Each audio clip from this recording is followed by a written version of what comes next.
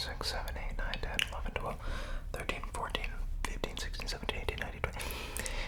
I think there's about at least 30 to 40 movies here. Hey everybody, it's the ASMryan here, and today, in honor of October, we're going to be going through my entire movie collection.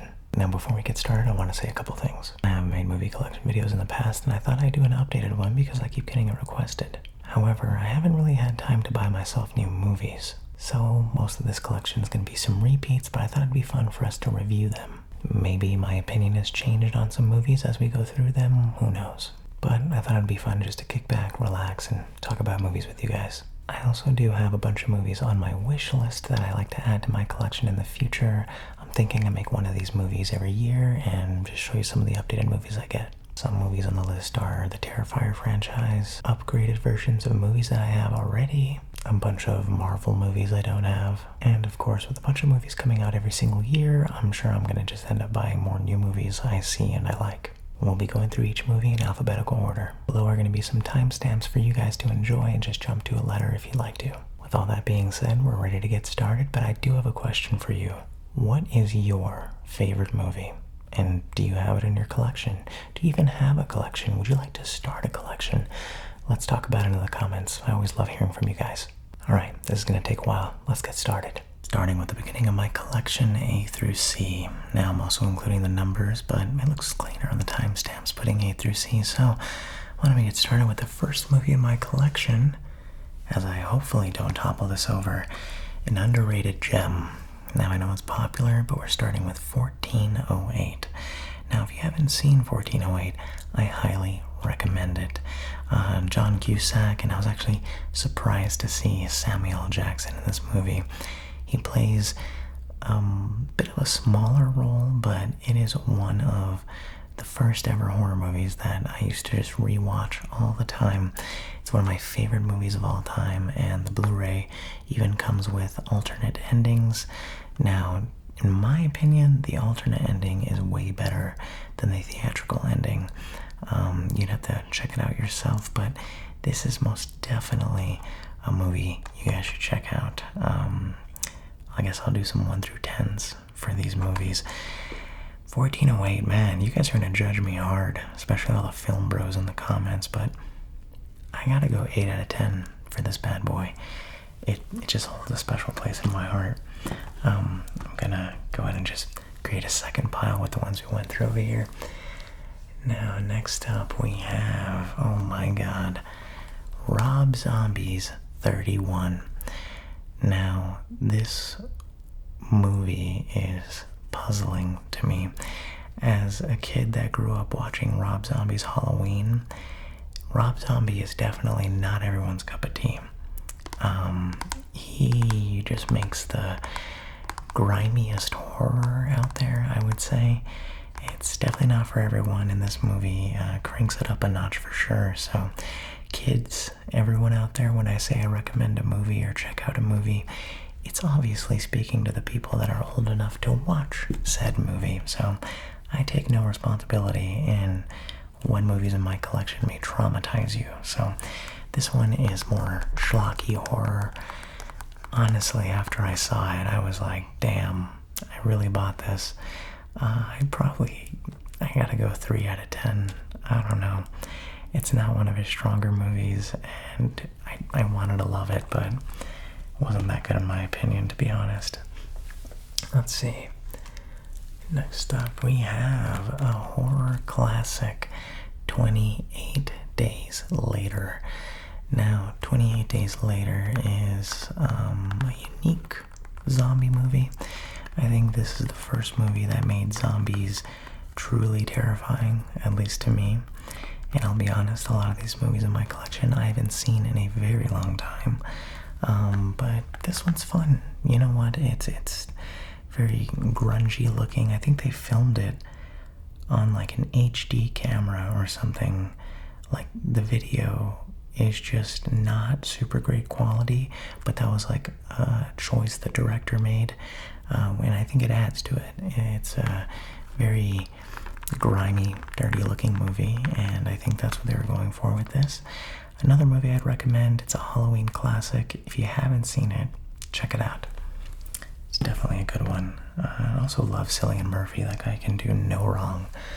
Alright, let's see.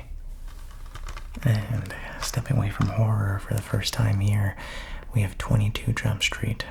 Now, to me, I personally think that 21 and 22 Jump Street, I'll just bring 21 out because it should be here.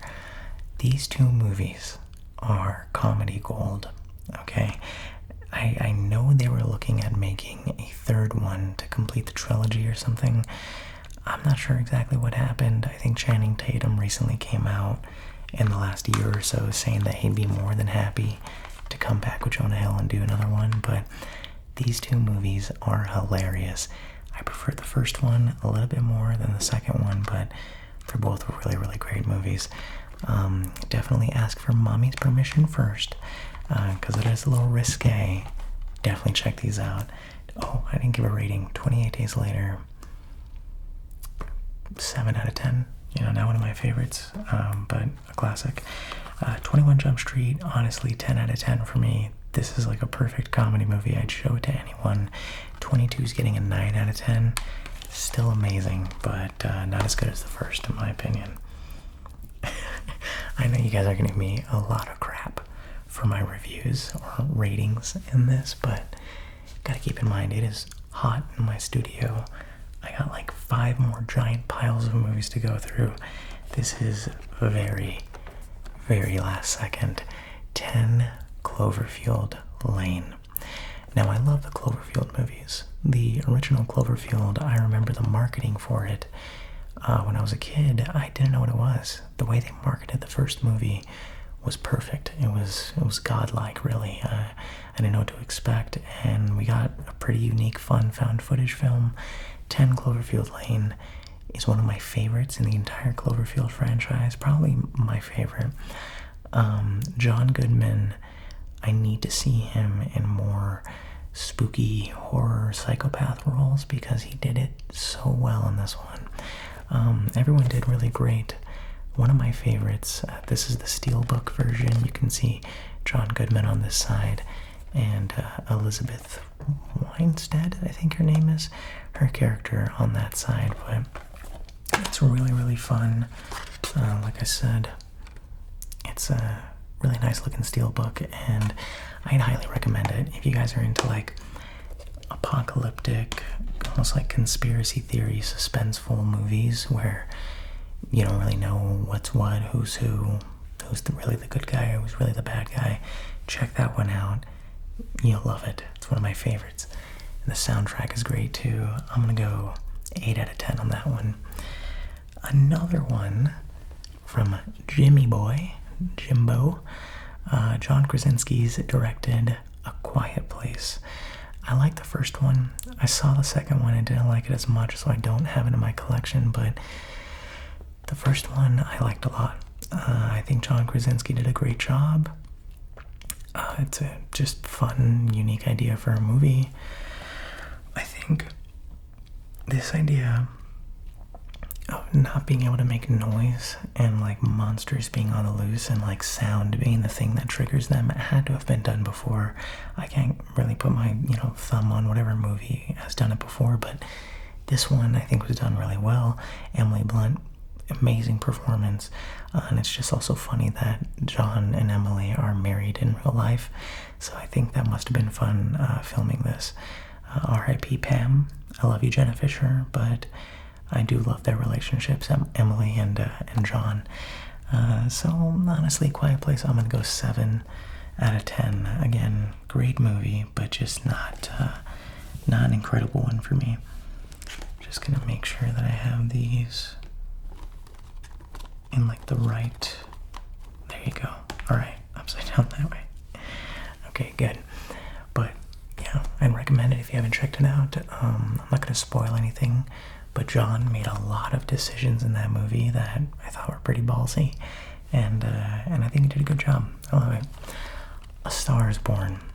Now, my mom saw this movie and ran to me and was like, you gotta get this movie for your collection. You need to watch this movie. I saw a bunch of reviews on it and people were saying It's one of the best movies of the year when it first came out. I think it won a lot of Oscars. I think Lady Gaga maybe even won an Oscar. She was nominated for one. I'm not sure, but I'm sure everybody heard like the song Shallow from this one. It was all over the internet and all over TV when it first came out. It's a good movie. I'd recommend it if you're into like more of those like adult music biopic type deals. It's not based on like a real person from what I understand, but it's a good movie for people that are in love with LA, in love with music, and in love with the process of how a star is born. 6 out of 10. Mainly because it's not really my cup of tea, but it's a good movie. Check it out. It's really hard for me to give a movie a bad rating. I don't know, I can't. And the inspiration for all of my comedy of all time is this man, Jim Carrey. Now, both Ace Ventura movies, Pet Detective came out before When Nature Calls, so this one came first. I remember my brother showing me Pet Detective when I was younger, and I just fell in love with it. I thought the comedy was hilarious. I know Jim Carrey, especially in the new age, gets blamed for not really being funny. He just did a bunch of really silly faces, and I know a lot of people crap on millennials for doing the same thing. Like, that's our version of comedy, is like Irma Gerd and all that stuff. Even though I'm technically Gen Z, I think, which, damn it, I love these two movies. I grew up watching Jim Carrey. Both of these are really great. Pet Detective gets a 10 out of 10 for me. It's mainly nostalgia for me, for sure. When Nature Calls gets like I'm gonna go 7. I was gonna say 8, but I think it deserves a 7 more. Both great movies. Again, love Jim Carrey. I think he's awesome.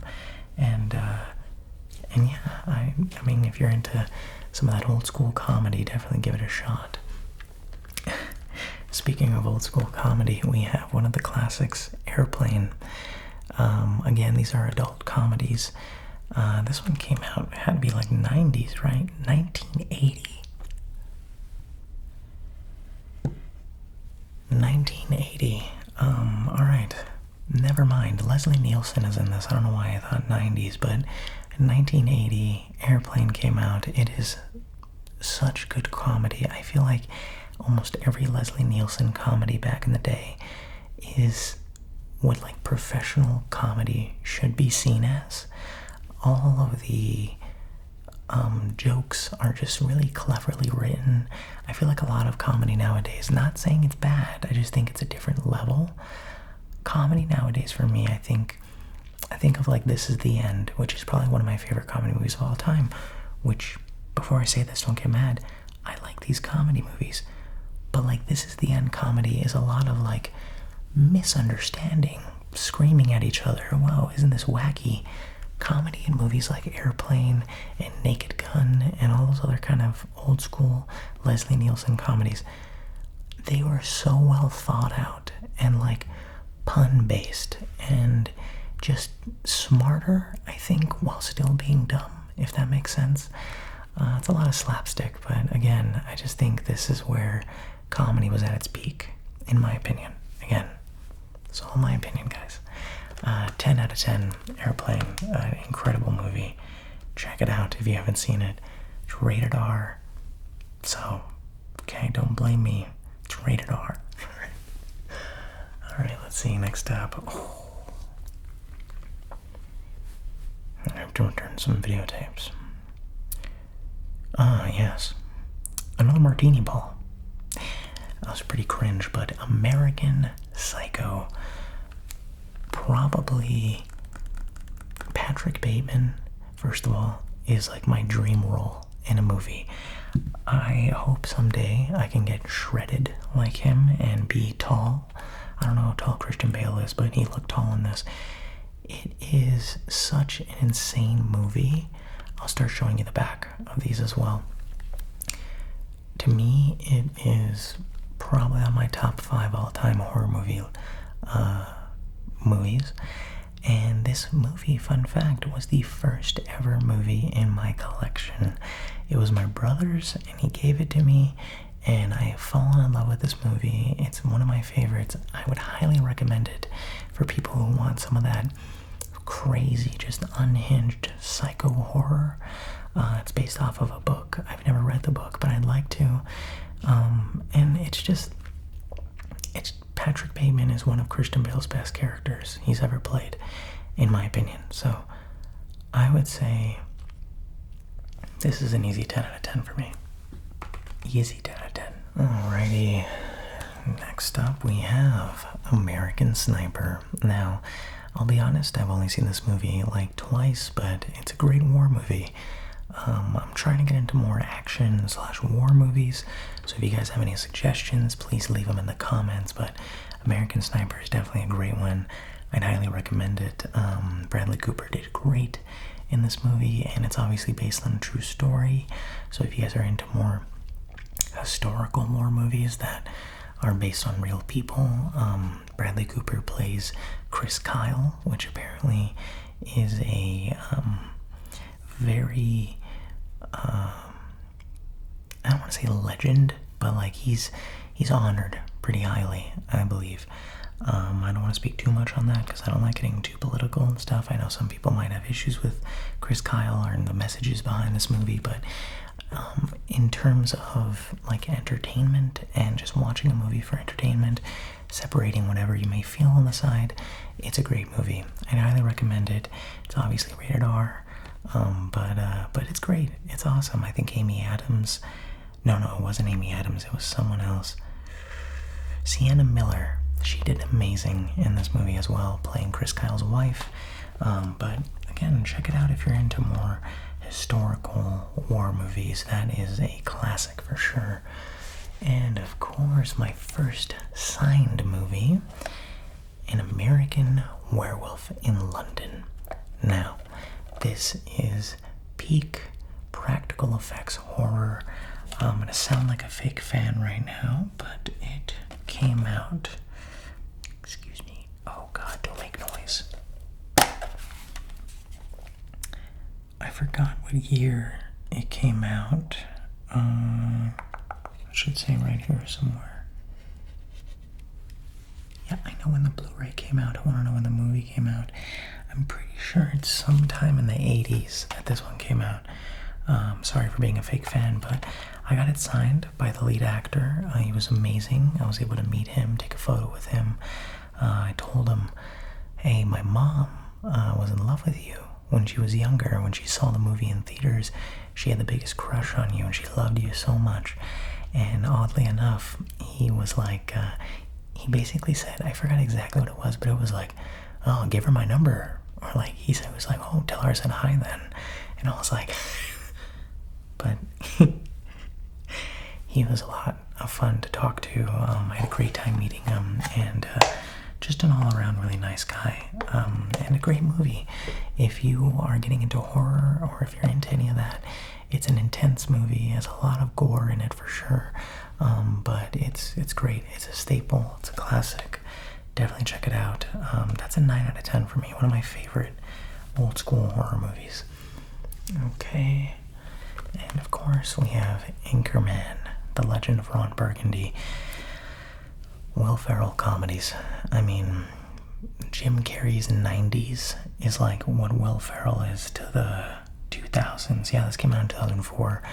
I would say mid to late 2000s, early 2000s even. Will Ferrell ruled the world. He did amazing in this movie. If you guys haven't seen it, check it out for sure. It's just stupid comedy. This is when comedy was transitioning from slapstick to kind of what it is today. It's a lot more mature comedy, but it is so funny, and I love it. This is a 10 out of 10 comedy for me. And obviously, I'm going to be rating most of these movies pretty high because unless it's a movie I bought before watching it, if I bought it in my collection, I probably love the movie. So, with that being said, here's my take on Anchorman 2. People didn't like this movie. For some reason, people said this movie was terrible, was bad. I understand if you hold this one up to the original, that it won't be as good as the original, but it's still a funny movie. I love this movie. I downloaded it onto my iPhone so I could watch it even when I didn't have internet. And I'm sure you guys have done this too, but when I was in class, math class, funny enough, I had one headphone in like this, and I propped my phone up behind some books, and I sat in the corner of the class, specifically so I wouldn't get caught.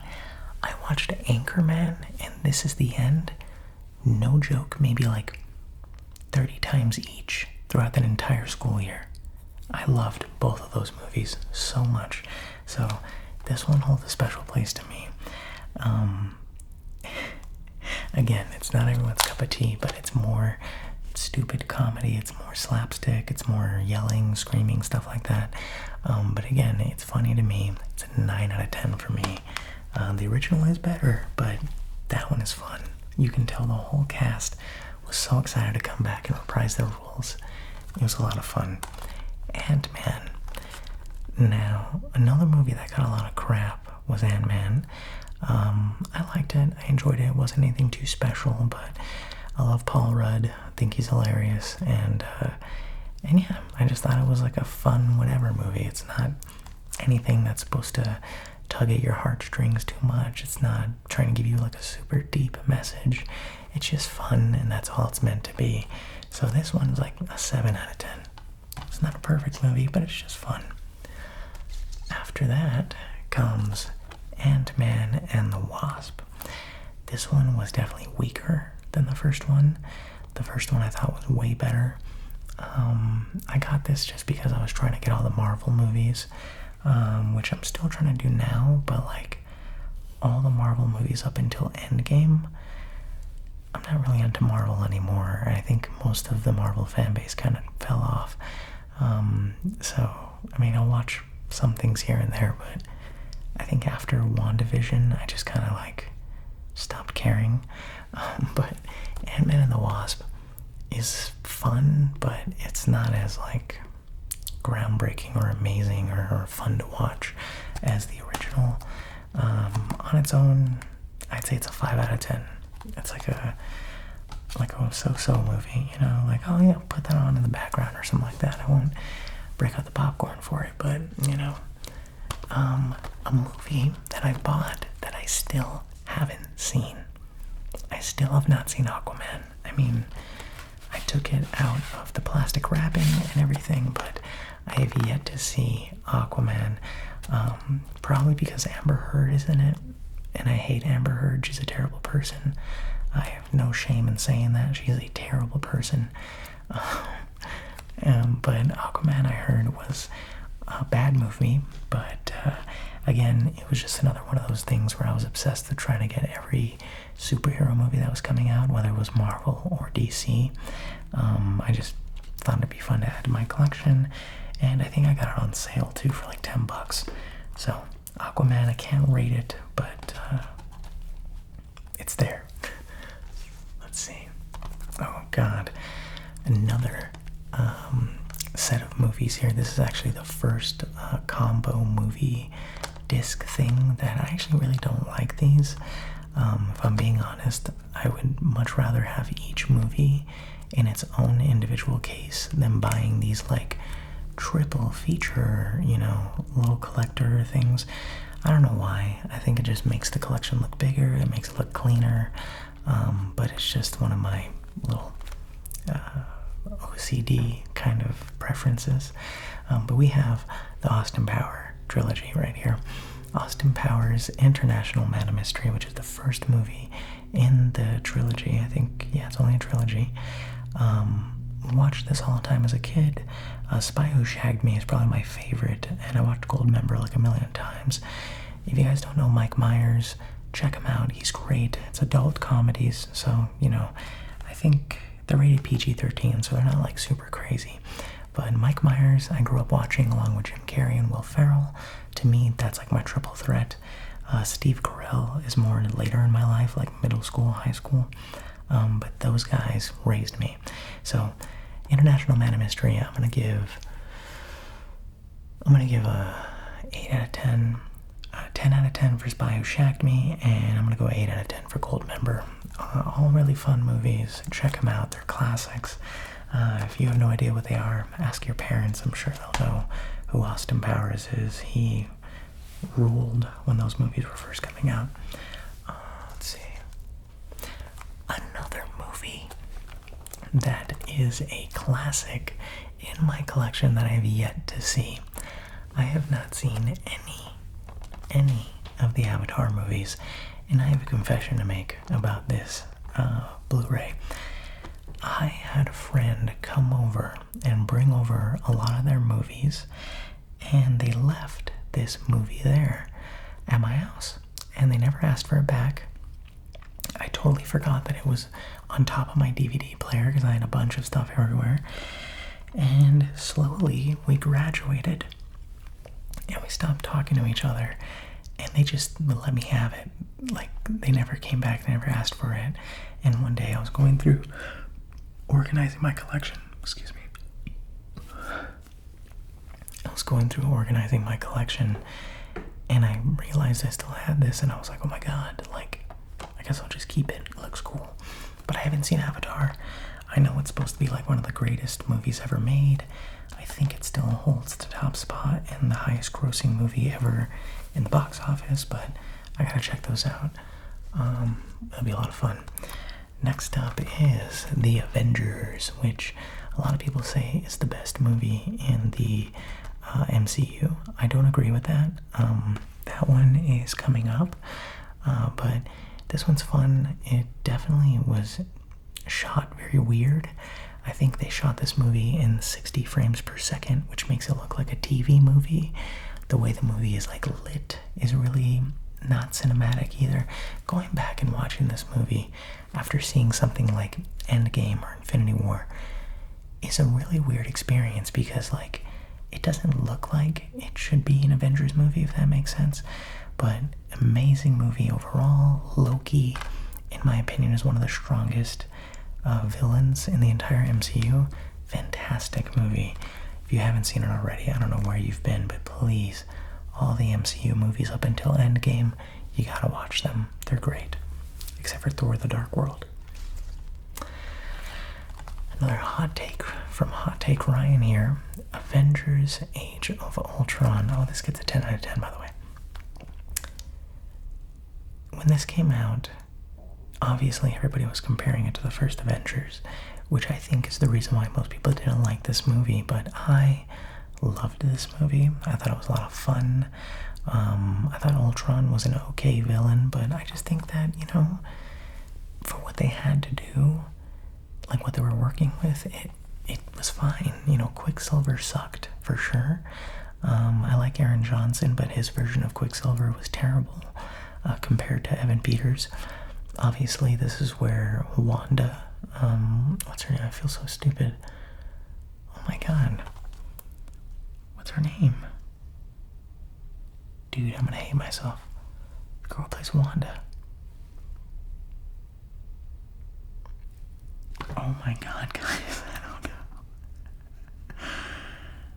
know. Okay, well, she'll be on the other credit thing. I feel so. I'm gonna see her name and I'm gonna cry because it's gonna be the most obvious thing ever. Age of Ultron for me gets an 8 out of 10. I like this one a lot. I rewatched the trailer just because it got me super hyped and everything too. For some reason I got, yeah, this is the 3D Blu-ray one too. I know I have a 3D TV, but I think I just got myself the nicest looking cover, and I thought, you know, that one's good enough for me. I'm probably gonna end up buying those like collector packages of each movie in each phase, you know, those phase packages. But I really like that movie. I think it was good. And of course, the greatest Avengers movie, the greatest movie in the MCU, hands down, in my opinion, is Avengers Age of Ultron, Infinity War. This movie, I don't think there will ever be another cinematic experience than watching this movie in the movie theaters. It changed people's like perspective on going to the movie theaters and what it meant. Watching this one, and I'll get to Endgame, don't worry. The ending of this movie, all I heard in my theater was sniffling and crying. It was the most wild experience ever. Obviously, if you haven't seen it, guys, check it out. I'm pretty sure you have, but the ending of, spoiler alert, allowing the villain to win was almost the first time they did that in the MCU up until this movie. Like, every movie I always laughed at because it's like, oh no, guys, we're gonna lose. Oh no, we're gonna lose. That's the climax.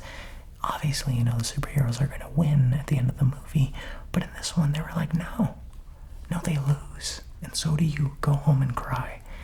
Amazing, amazing movie. I watched it in the movie theater with my brother. Everybody was like crying. I just looked over at my brother and we were just like, what just happened? Like, oh my god. So it was a lot of fun. Best movie in the MCU by far. 10 out of 10 for sure. And then we get to a very close second, which is Avengers Endgame. This is the steelbook, of course. On the front there you have most of the Avengers, and on the back you have the other set of Avengers there. What's Wanda's actor name? Damn it. Dude, I'm gonna hate myself. I really am. I'm forgetting her name, and I'm not gonna search it up because I want you guys to make fun of me and comment it in the comments below. Avengers Endgame. In my opinion, this is when the MCU ended. A lot of people say that, and I gotta agree with them. This was the final nail in the coffin to the MCU in terms of creating good quality movies and in terms of just caring about their product, I would say. So, amazing ending, bringing everyone back through the whole multiverse stuff and everything. As much as I hate multiverse storylines, I really enjoyed this one. They basically just recapped all their movies. They went through all the different, like, high points of the MCU through their time machines and, you know, got the stones and everything and all that. It's a fun movie. You know, to me, Infinity War had a much stronger story, but this one was just like a fun, like, alright, time to say goodbye type thing. So they did great. I love this one. Another 10 out of 10. But Infinity War takes the cake by miles, hundreds of miles. Okay, feels like I'm talking about the MCU for like 30 minutes. I'm sorry about that. Gonna drink some water. I'm telling you guys, talking like this, it takes a toll on your voice after a while. And we're still on B. We're on B, guys. Jesus. I hope you're strapped in. It's gonna be a long one. Alright, next up we have, if it's in a word or it's in a look, you can't get rid of the Babadook. Now, this movie, I know, pretty badass edition, right? This is a special edition that comes with a little pop-up, which I think is really cool. I really like that. I really think that this movie, when it first came out, everyone said it was the most terrifying movie they've ever seen. I don't think it's the most terrifying, but it is definitely a scary-ass movie. I would highly recommend watching this movie. It definitely kept me up at night. I bought this movie mainly because of the reviews I saw. There you go. I'll take the cover off so you guys can see. I saw a review on this movie saying that they got nightmares and they were unable to sleep and stuff like that. So I thought, okay, you know what? I'm going to be Mr. Edgelord here and say nothing scares me. I'm not afraid of anything. So I watched this movie when my parents were out on vacation and I was home alone. I opened up all the doors in the house. I turned off every single light in the house and I opened up my bedroom window. I watched it at I think 1 or 2 in the morning. I was scared. I was terrified. Okay, I couldn't sleep. I wanted to scare myself, so I set myself up in that terrible situation, and it worked. It's a great movie. Definitely check it out. I'm not sure this actress's name. Essie Davis.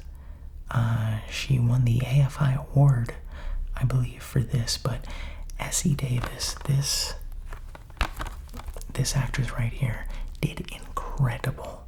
She gave like a Toni Collette Hereditary performance. A little more calm, obviously, because this movie is a lot more slower paced, but amazing performance by her. And the kid in the movie is the most annoying little I've ever seen in my entire life. They both did amazing, and this movie's just really uneasy. It's pretty messed up in some parts, but I would say there's a lot of messages behind this movie that I feel like you really gotta dig for, you know? This one, just because it holds such a special place in my heart, 9 out of 10, I would say. It's a great movie. Highly recommend it. Okay, let's see. Another great movie, Baby Driver. Not much to say about this movie other than it's a great action-packed movie, with one of the best soundtracks in any movie that I can remember, at least. A lot of fun action. If you're into like driving action movies, there's a really great love story in this one too. So without saying too much, this one gets a 9 out of 10 for me. Fantastic movie. Check it out. Just seeing all the movies we have, so this video isn't like 6-7 hours long. I'm gonna go a little faster on these movies. I can just talk about movies forever with you guys. One of my favorite movies of all time is Back to the Future 1 and 2, so I got myself the 30th anniversary trilogy package here. All great movies. 3 is a little weak to me. Back to the Future 2, to me, is the best one by far.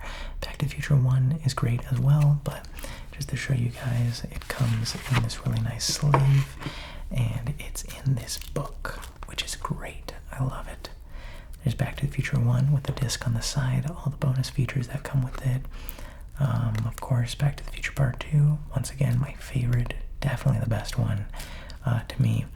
We have Back to the Future 3, which is great. And then, of course, a bonus disc with a bunch of just bonus features behind the scenes. And there's even, there's like a little, there's an animated series that they made on it. I don't think it was that popular, but that's on that disc. And even a special message from Doc Brown himself that he made. So it's great, you know? I mean, awesome artwork, everything. As a kid who went to Universal Studios like every weekend of his childhood, this movie just holds a very special place in my heart. Back to the Future 1, 10 out of 10. Back to the Future 2, 10 out of 10.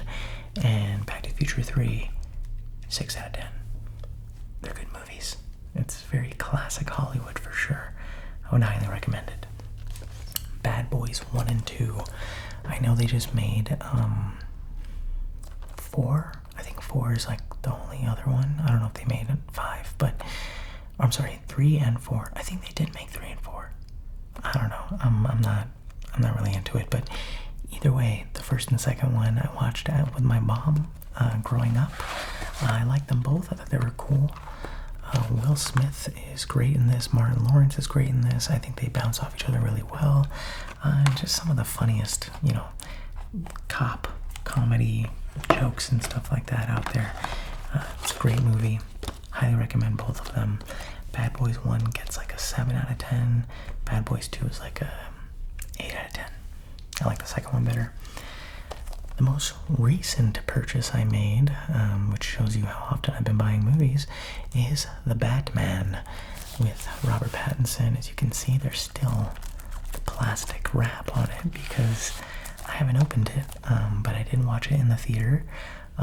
Incredible work. I feel like this was, in my opinion, Robert Pattinson is probably the best Batman I've seen. This is like the most detective work I think I've really seen Batman do out in the streets, in the nitty-gritty. The whole vibe of this movie is amazing. I love it. And in terms of Bruce Wayne, I gotta give that to Christian Bale. The Dark Knight movies are by far my favorite movies. And yeah, I just think that it's a lot of fun. I would highly recommend it. And I mean, if you haven't seen it already, check it out, guys. It's awesome. It's a 9 out of 10 for me. Next up, speaking of Christian Bale, we have Batman Begins. Another great movie. This one is the weakest in Christopher Nolan's trilogy, in my opinion, but Christian Bale can do no wrong. I love him. 6 out of 10. Okay, I like the trilogy, but I gotta be a little bit more critical. Gotta be a little bit more. Don't hate me. I know a lot of people didn't like the new Aladdin, but I loved it. Okay, it's very cheesy, obviously super Disney-ified with their whole remakes of all their classic movies, the live-action remakes. I know a lot of people don't like them, but this one did it for me. I just watched it and I was like, damn, like, that movie made me happy, you know? I think the guy who played Aladdin was extremely good in the role. Will Smith brought his own spin to Genie, which was just him acting like Will Smith, but that's good because it worked.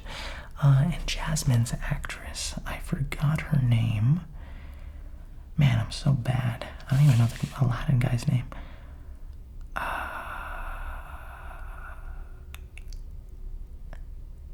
Mena Massoud and Naomi Scott.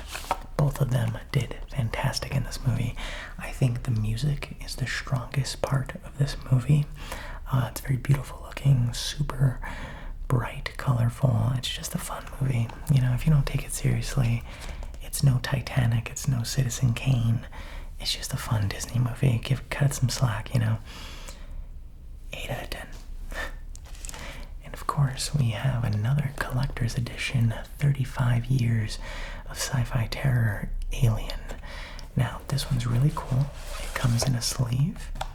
Obviously, you have the movie itself, which is just its normal Blu-ray. I think, you know, it's cool. Bonus discs in there and everything like that.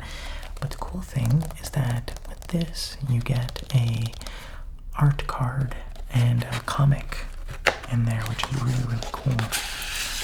So you get the full Alien movie in an illustrated form, so it's literally a comic book of the full movie. It's awesome and a lot of fun. I still haven't read it, but I might. I totally forgot that it came with this. And then just a bunch of art cards, which I think just kind of give us that alien vibe, you know, that whole sci-fi spookiness and everything. It's there for sure. And it looks sick, you know. The alien aesthetic is very, very cool. So again, just because I'm trying to speed it up here, we're gonna put it away. But Alien is a great movie. I don't know a lot of people are into sci-fi horror, but I definitely am. I would highly recommend checking it out. I would probably give the original Alien like a 9 out of 10. It's a great movie, it really is. And I'm sorry if I look like I'm sweating. It is burning in my studio right now. But yeah, I think it's really fun. It's a cool game, or a cool movie. The next one, Batman v Superman, Dawn of Justice. Now, this one comes in like a pretty cool holographic cover there with Batman and Superman. On the back, you got Wonder Woman there. And I'll be honest, I'm not a huge fan of Zack Snyder movies. I think I got this one during that little kick I had of wanting to just own every superhero movie. But, you know, it comes with this cool book. Just a bunch of, like, facts and artwork and stuff like that in the movie. It does, like, character profiles and stuff. You got Batman right there. It's really cool. And then, obviously, you know, concept arts and stuff like that. Just really fun, you know. I think I got this one from Target. It was like a special edition.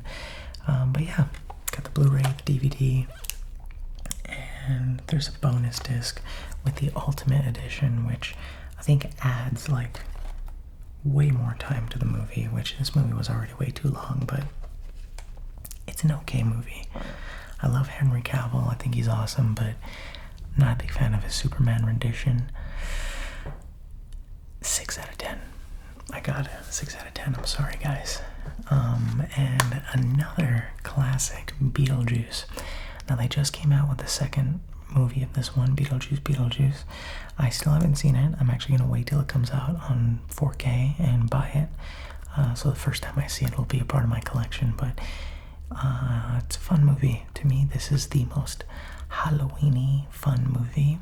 I know a lot of people that actually don't like it, but it is beautiful. It's creative. It's unique. I feel like you're not going to find a character like Beetlejuice anywhere else other than in Beetlejuice, if that makes sense. So this is a 10 out of 10 for me. One of my favorite Halloween movies to watch, for sure. And next up we have The Belko Experiment. Not a lot of people like this movie, but it kind of holds a special place in my heart. It's basically the purge inside of a building with a bunch of office workers. It's a unique idea. It's really fun. And, you know, it's not much else to say other than it's one of those horror movies where you just shut your brain off, watch it, and have a good time. I think the acting is okay in it, but, you know, this is like a 7 out of 10. It's fun, but it's not perfect. Another finance bro movie. This is heavy Wolf of Wall Street vibes, The Big Short. Steve Carell, Christian Bale, Ryan Gosling, and Brad Pitt. 4 of my all-time favorite actors in one movie, talking about the, I think the housing crisis of 2008. I'm pretty sure that's what this movie's about. I can be, you know, wrong in the sense of, like, knowing exactly what happened, but it's basically about a giant crash in the housing market, which I believe happened in 2008, and how some people, some investor firms, some genius, you know, finance pros out there saw it coming and capitalized on it and bet against the banks. Ended up making millions of dollars. It's an insane story based on a true event. So definitely recommend it. This one's like a 9 out of 10 for me. If you like finance bro movies and a lot of like that kind of, you want a Ferrari, you gotta get the Ferrari, that kind of stuff, you'll like that one. It's fun. Next up, we have another favorite of mine in the MCU, Black Panther. Now, this movie exploded when it first came out. It was just everywhere, rightfully so. It's a great movie. Chadwick Boseman as the Black Panther, obviously. Rest in peace, Chadwick Boseman. Rest in peace, everybody that I mentioned in every movie so far. To be an actor and to be able to have a forever lasting legacy in the form of an art or a project or anything that you've created, to me is just amazing. And I hope someday I can replicate something like that, either with my videos, my channel, or even hopefully someday being a part of a movie. That would be a dream come true. But great movie. I think they did an awesome job showcasing Wakanda, and obviously Michael B. Jordan did a great job as Killmonger. I swear to God, this movie, when I saw Michael B. Jordan, made me want to go do 50,000 push-ups, work out, and stop ordering myself the double chalupa supreme. Okay, so highly recommend it. It's a lot of fun. Let's go 8 out of 10 for Black Panther. It has its flaws, but it's a fun movie. You know, don't take everything so seriously. Next up is Black Swan. Now, I'll be honest, I got this one in like a bargain bin for like $3, I think. I've seen it. It's a fantastic movie. As you can see, Natalie Portman even won Best Actress for this movie, which is amazing and well-deserved. She did great in this. It's wild. It's an insane, wild ride into the world of how evil, I guess, sometimes society's image of what they expect of ballerinas, what they expect of women and their body and the way it should look, and how someone will push themselves to the most insane points to be able to succeed in a certain field, whether that's looking your best, performing your best, and something like that. Like, just, it's wild. It's definitely not for kids. I wouldn't recommend this to anybody that isn't of age, but it's a great movie. If you haven't seen it, check it out. This one's a 9 out of 10 for me, just on the performances alone. And again, I've seen it so little times to where I'm sure if I watch it again, I'll remember a lot more. So,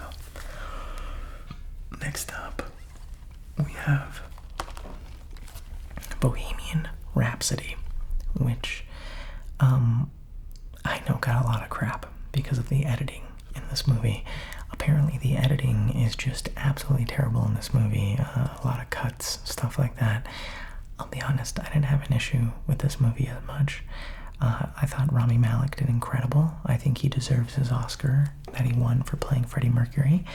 If you're into the band Queen, if you don't know anything about them and just want to see a really, really interesting like music biopic movie, check this one out. Bohemian Rhapsody is a lot of fun, super powerful messages in there, and it's just it's really interesting to see how quickly an opportunity can change for you in life and literally create one of the most iconic bands of all time.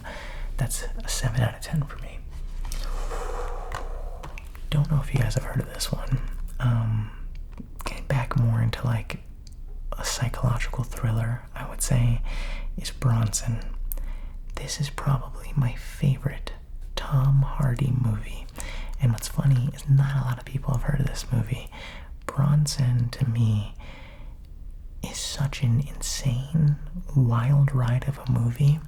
It's about a fighter, I believe in the UK. I don't know exactly where it took place. I'm trying to... Okay, I can't... Oh, Britain. Okay, it was in Britain. Basically, it's about this kid who was 19 years old, adult, I guess, named Michael Peterson, but he's known mainly for his fighting name, Charles Bronson. This man was considered the most dangerous prisoner in the world. He was getting into fights, killing some of his cellmates, just absolutely mauling security guards and just destroying people in fights, to where they had to transfer him from prison to prison to prison, up until they ultimately put him in a mental institution. Guys, this movie is wild. It's crazy. I don't think a lot of people will like it. To be honest, you have to have a specific taste for it, I think. But the ending is... it's like one of the most unhinged things I've seen. And Tom Hardy, like I said, in my opinion, gives his best performance ever in this movie. Check it out if you're a big fan of Tom Hardy, or if you just want to see something messed up. It's pretty fun. That's a 10 out of 10 for me. Bronson is one of my favorites. Next up, we have Buried. Buried with Ryan Reynolds. Now, everybody craps on Ryan Reynolds, especially lately, saying that he plays only himself. He plays Deadpool in every movie, which I kind of agree with more of his newer projects. But if you look at movies like the Amityville Horror remake or Buried, you get to see that Ryan Reynolds is a lot more flexible in his acting, and this movie is the one I would recommend if you guys want to see that. One of the best endings in any movie I have ever seen. If you want to watch this movie, get someone that you love and that you care about, watch this movie with them, and record your reactions to the ending. I may be overhyping it, but this is one of the best endings in any movie I've ever seen, and I just love it. It's a short movie, it's a suspenseful thriller, and it's all taken place from the inside of a coffin where Ryan Reynolds is buried alive. All he has is a cell phone and a lighter. That's it. It's wild, guys. Check it out. I would highly, highly recommend it. Okay, next up we have Cabin in the Woods. One of the most meta horror movies ever made. I think this movie and Scream are almost on the same level of how meta they are. This movie takes it up a notch by giving you every single horror movie stereotype in one. I don't think it gets the credit it deserves. It is a classic for sure, but most people kind of write this one off as more of a joke movie. My dog started barking. I'm sorry about that. I think with the writers and directors, I think the writers and the director were going for something a lot more deep, a lot more meaningful than what we got out of it. Its ending kind of, I don't want to I don't want to spoil anything.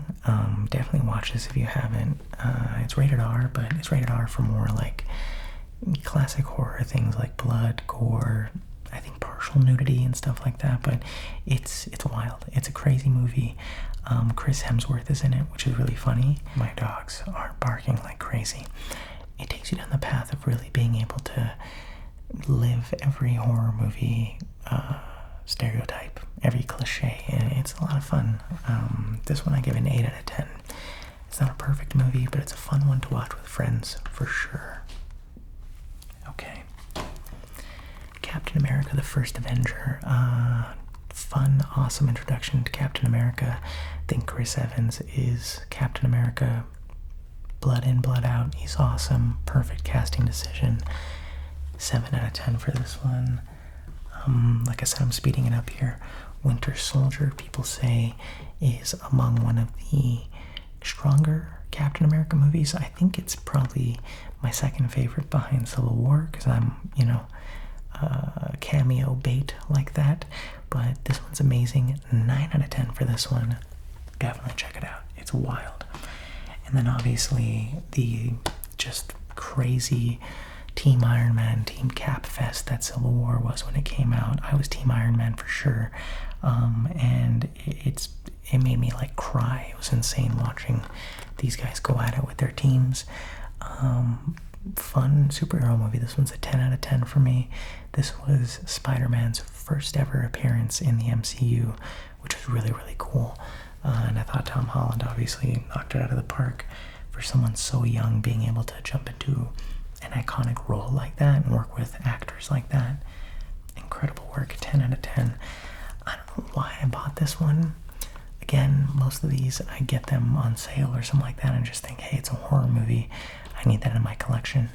Child's Play, the remake. I didn't like this one, I'll be honest. I don't think it was that good. I respect what they were going for with the whole like new age technology, more advanced toys and stuff like that, but really if they want to do that, then just make a killer iPad or something. Make a skibbity toilet video that haunts people. That's a little bit more realistic on what kids are watching nowadays. But again, great movie. I think it's fun. Great movie, no. Okay movie. I think it's fun, but it's not what it could have been, I guess. I feel like if they made this movie and just didn't call the doll Chucky, didn't name it Child's Play, didn't try to write off the legacy of what the Child's Play franchise has been, it would have been way better. Name the doll Bob or something. Start a different, more original idea. Push it away from the Chucky timeline. And I feel like it would have been a lot better because expectations were way too high for this movie. This is like a 3 out of 10, if I'm being honest. Another one of those movies, Christmas Vacation, classic comedy movie. Again, I'm into a lot of old school comedy. This is a 10 out of 10. Chevy Chase was in his prime here, in my opinion. The original National Lampoons, Caddyshack, all of those movies, he knocked it out of the park. He is a massive a-hole in real life. I've heard a lot of horror stories about him on set and everything, but great movie, fun. If you haven't seen it, watch this with your family around Christmas time. To me, it's one of the best Christmas movies to watch. It's a great comedy for sure. 10 out of 10. I watched those all the time with my family as a kid. And here we have the Chucky Complete Collection. It was the Complete Collection when I first bought it. Now there's more movies. We have Child's Play, Child's Play 2, Child's Play 3, Bride of Chucky, Seed of Chucky, and Curse of Chucky. Now obviously we have Cult of Chucky as well, the remake of course, and the Chucky TV series, which recently got canceled. Don Mancini, creator of Chucky, just announced that he's actually going to be making another Chucky movie. So what I thought 6 movies was the Complete Collection is going to turn into 8. So that's going to be fun. But yeah, this one's a lot of fun. If you take it out of the sleeve here, it basically includes all of the Blu-rays in here. As you can see all of them labeled there with what each disc has in terms of special features. I think this is a clean setup. I like collections like this, you know, like ones that really put effort into the artwork and how they display the CDs, not just, you know, a book or something like that. I feel like this one was a bit more unique, and, you know, having the spine be red there, it's really cool. So these movies are really, really fun, I would say. Rating them very quickly, I would say the first Child's Play is obviously a classic. That's like a 9 out of 10 for me. Child's Play 2, he's still very scary, so that's an 8 out of 10. Child's Play 3 is actually pretty funny. He's starting to get a little bit more like comedic in his kills and everything. I don't like it as much though, so I'm gonna go 7 out of 10 on there.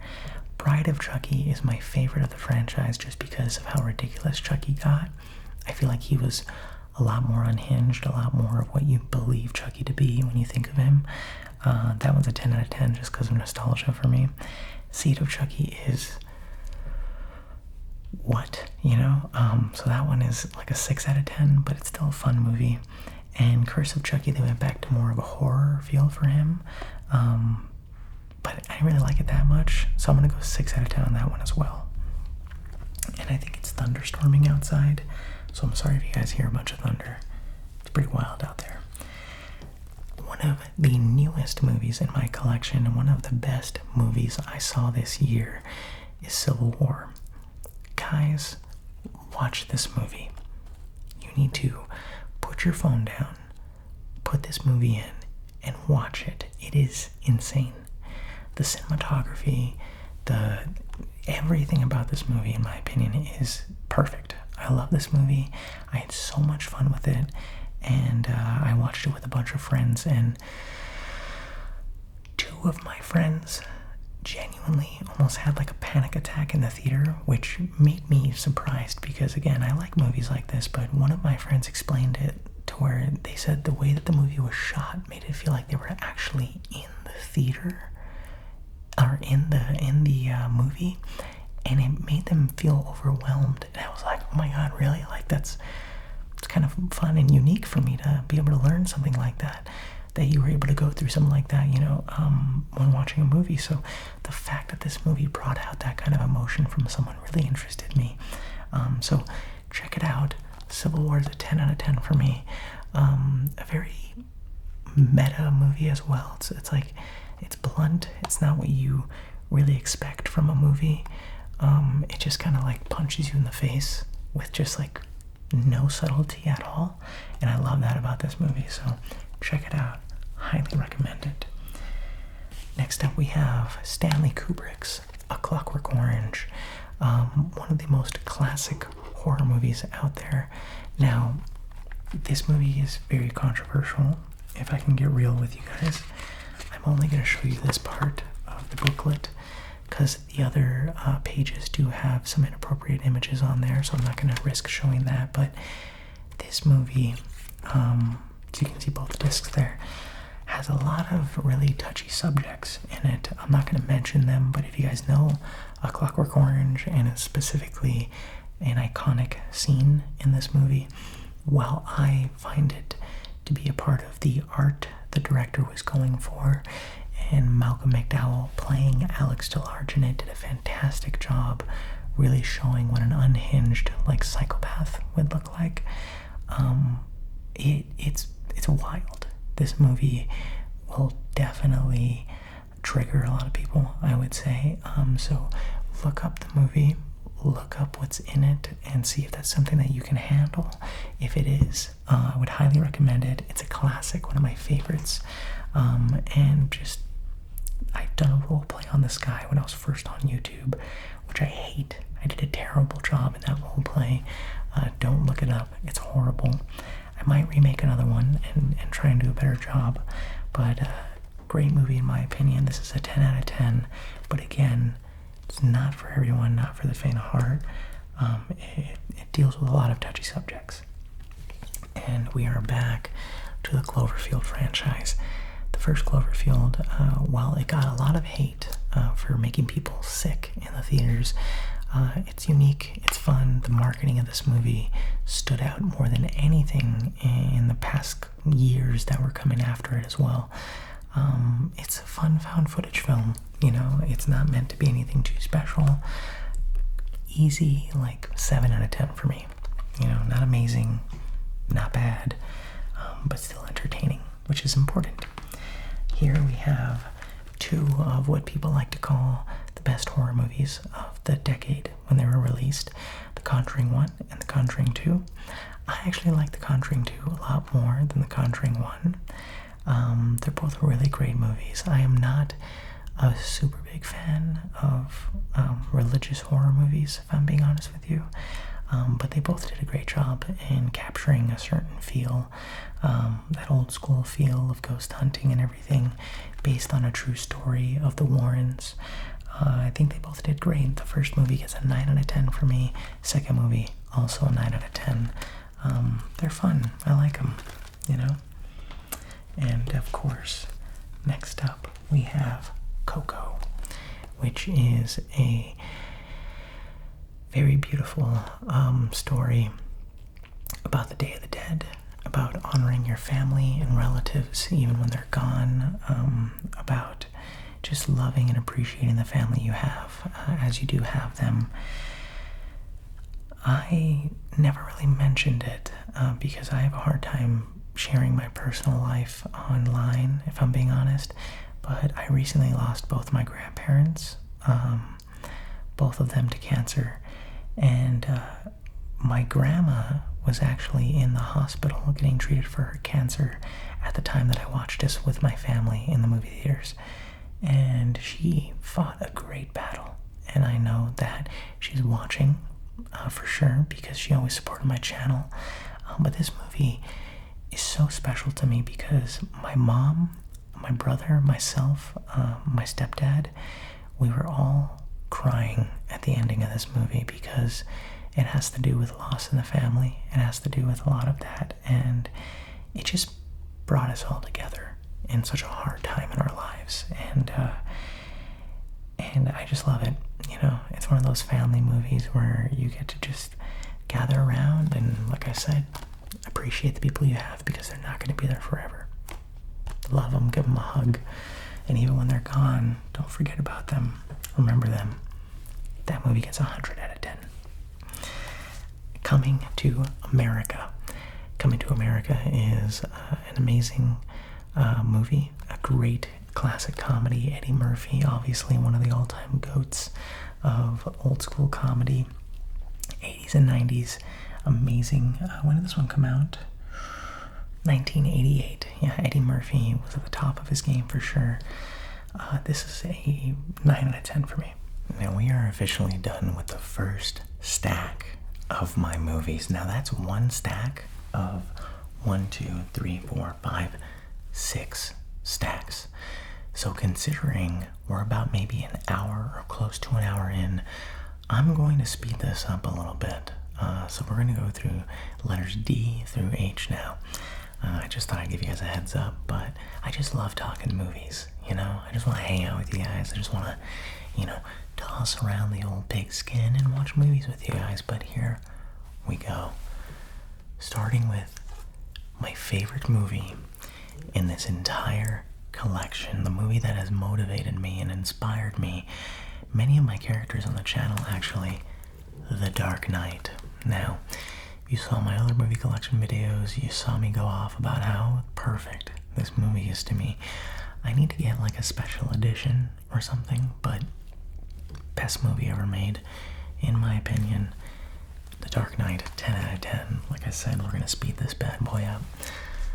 Right behind it is the finale to Christopher Nolan's trilogy, The Dark Knight Rises, which to me is obviously his second best movie in his trilogy. I know some people didn't like this one. Some people said it was too long. Some people mentioned they didn't really like the way Tom Hardy played Bane. Excuse me. I loved it. I thought everyone in this movie did a great job. I thought, Christian Bale did fantastic as Batman. Not much else to say. It's a 9 out of 10 for me.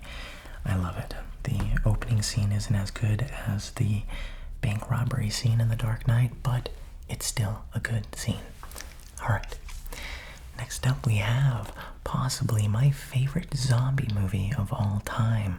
The 2006, I believe. I'm like all over the place with these years. Am I old? Where does it show? 2004. The 2004 Dawn of the Dead remake. This is a really, really fun movie. I think that zombies were done perfectly in this movie. I think the mall setting really gave me Dead Rising vibes. If you guys haven't played Dead Rising, the original one, I highly recommend it. This movie's awesome. 9 out of 10, you know, and I'm rating things differently. Obviously, Dawn of the Dead isn't just as good as The Dark Knight Rises, but different movies get different ratings, you know? Alright. Next up, we have another one of my signed movies here. This is Rob Zombie's The Devil's Rejects. Now, fun fact, The Devil's Rejects actually was the first movie to genuinely traumatize me with very dark horror. I remember I watched Freddy vs. Jason growing up, and that movie was scary to me. I watched The Strangers, and I couldn't be home alone. But The Devil's Rejects was the first horror movie that really just made me go, my God, there are some evil people in the world. So it's wild, it's crazy, and as you can see, I got it signed. I got it signed by Otis Driftwood, the actor Bill Moseley. He signed it. I see him at a lot of conventions I go to. I got it signed by the actor Lou Temple, who plays one of the good guys in the movie, and of course, I got it signed by Mother Firefly herself, Leslie Gordon. I forgot her last name, but she is incredibly kind. I love her very much. So, you know, I didn't get Sherry Moon Zombie, obviously, and unfortunately Sid Haig, the guy who plays Captain Spaulding, has passed away. So, it's unfortunate. May he rest in peace. He did a great performance. That movie's also a 9 out of 10 for me. It just holds a special place in my heart. Next up, we have Donnie Darko, one of my favorite Jake Gyllenhaal roles. Jake Gyllenhaal is amazing. Not much else to say about this movie other than it's every emo kid's fantasy. You know what I mean? It's just this so dark and mysterious, you know, I don't know. It's a great movie. It's awesome. I've met the actor that plays Frank the Bunny in this one, and it's fun, you know. It's psychological horror. It explores a bunch of different timeline, almost multiverse kind of storylines. If you haven't seen it, it's a weird, wild movie, but I'd highly recommend it. It has some pretty heavy Halloween vibes. That's a 7 out of 10 for me. It's a good movie, just, you know, sometimes not my cup of tea. We have Deadpool, getting away from the horror genre, going back to superhero movies. I feel like 80% of my collection is just horror and superhero movies. The first Deadpool movie, I think, is perfect. I think it's amazing. I think it's fun. I'm glad Ryan Reynolds finally got to do it, because, I mean, he proved that it blows most R-rated superhero movies out of the water.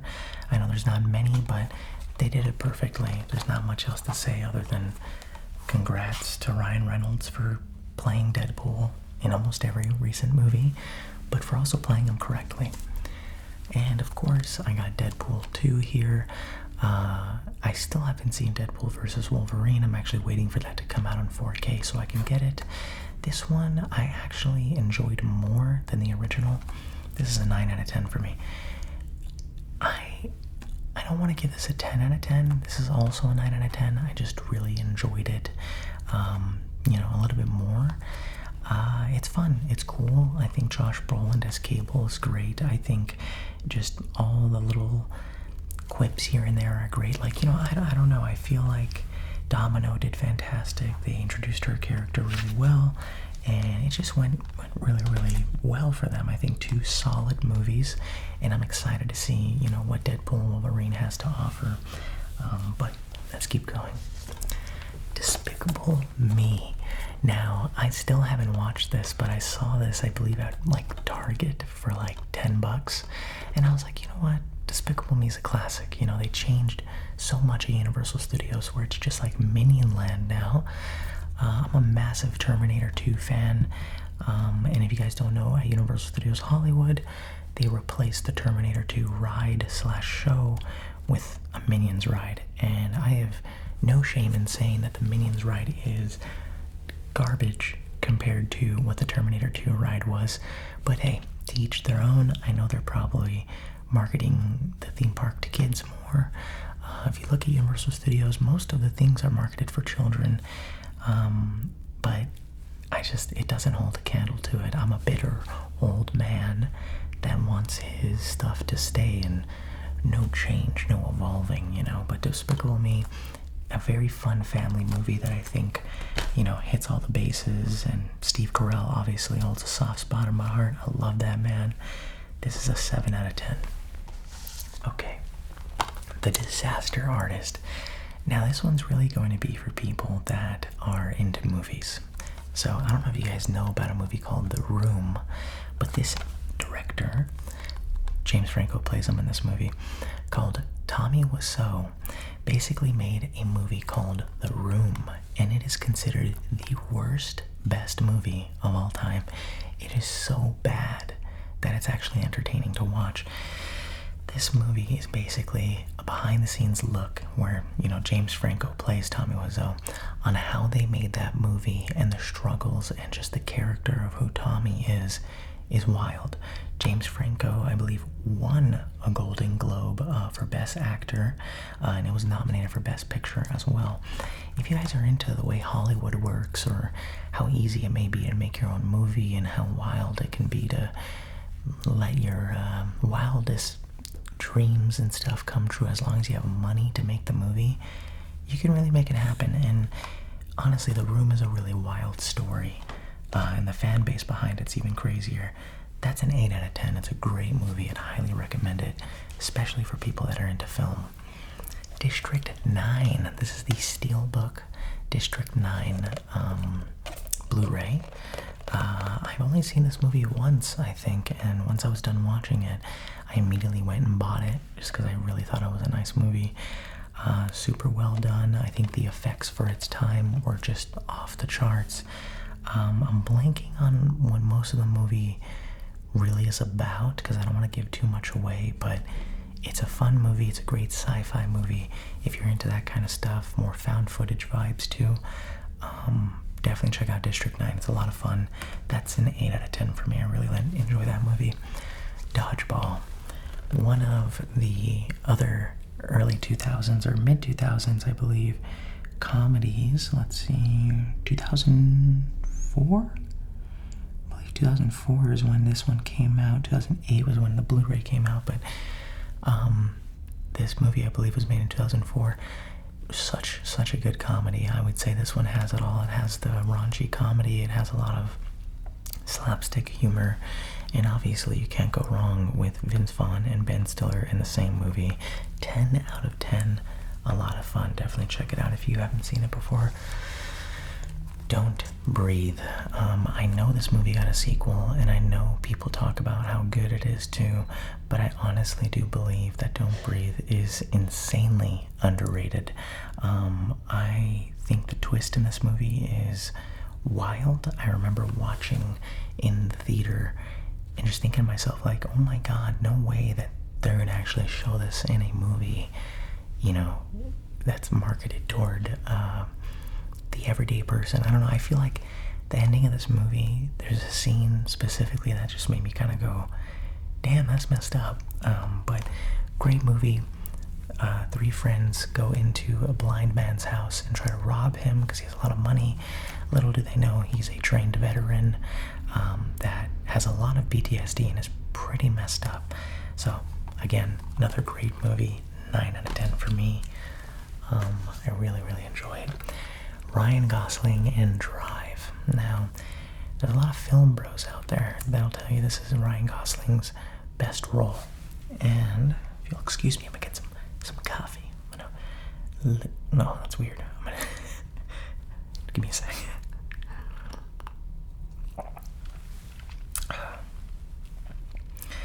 I feel like there's a lot of times where I try to make a joke and I'll just say whatever comes into my mind, and I just catch myself and I'm like, no, don't say that. You're not alone here on camera, Ryan.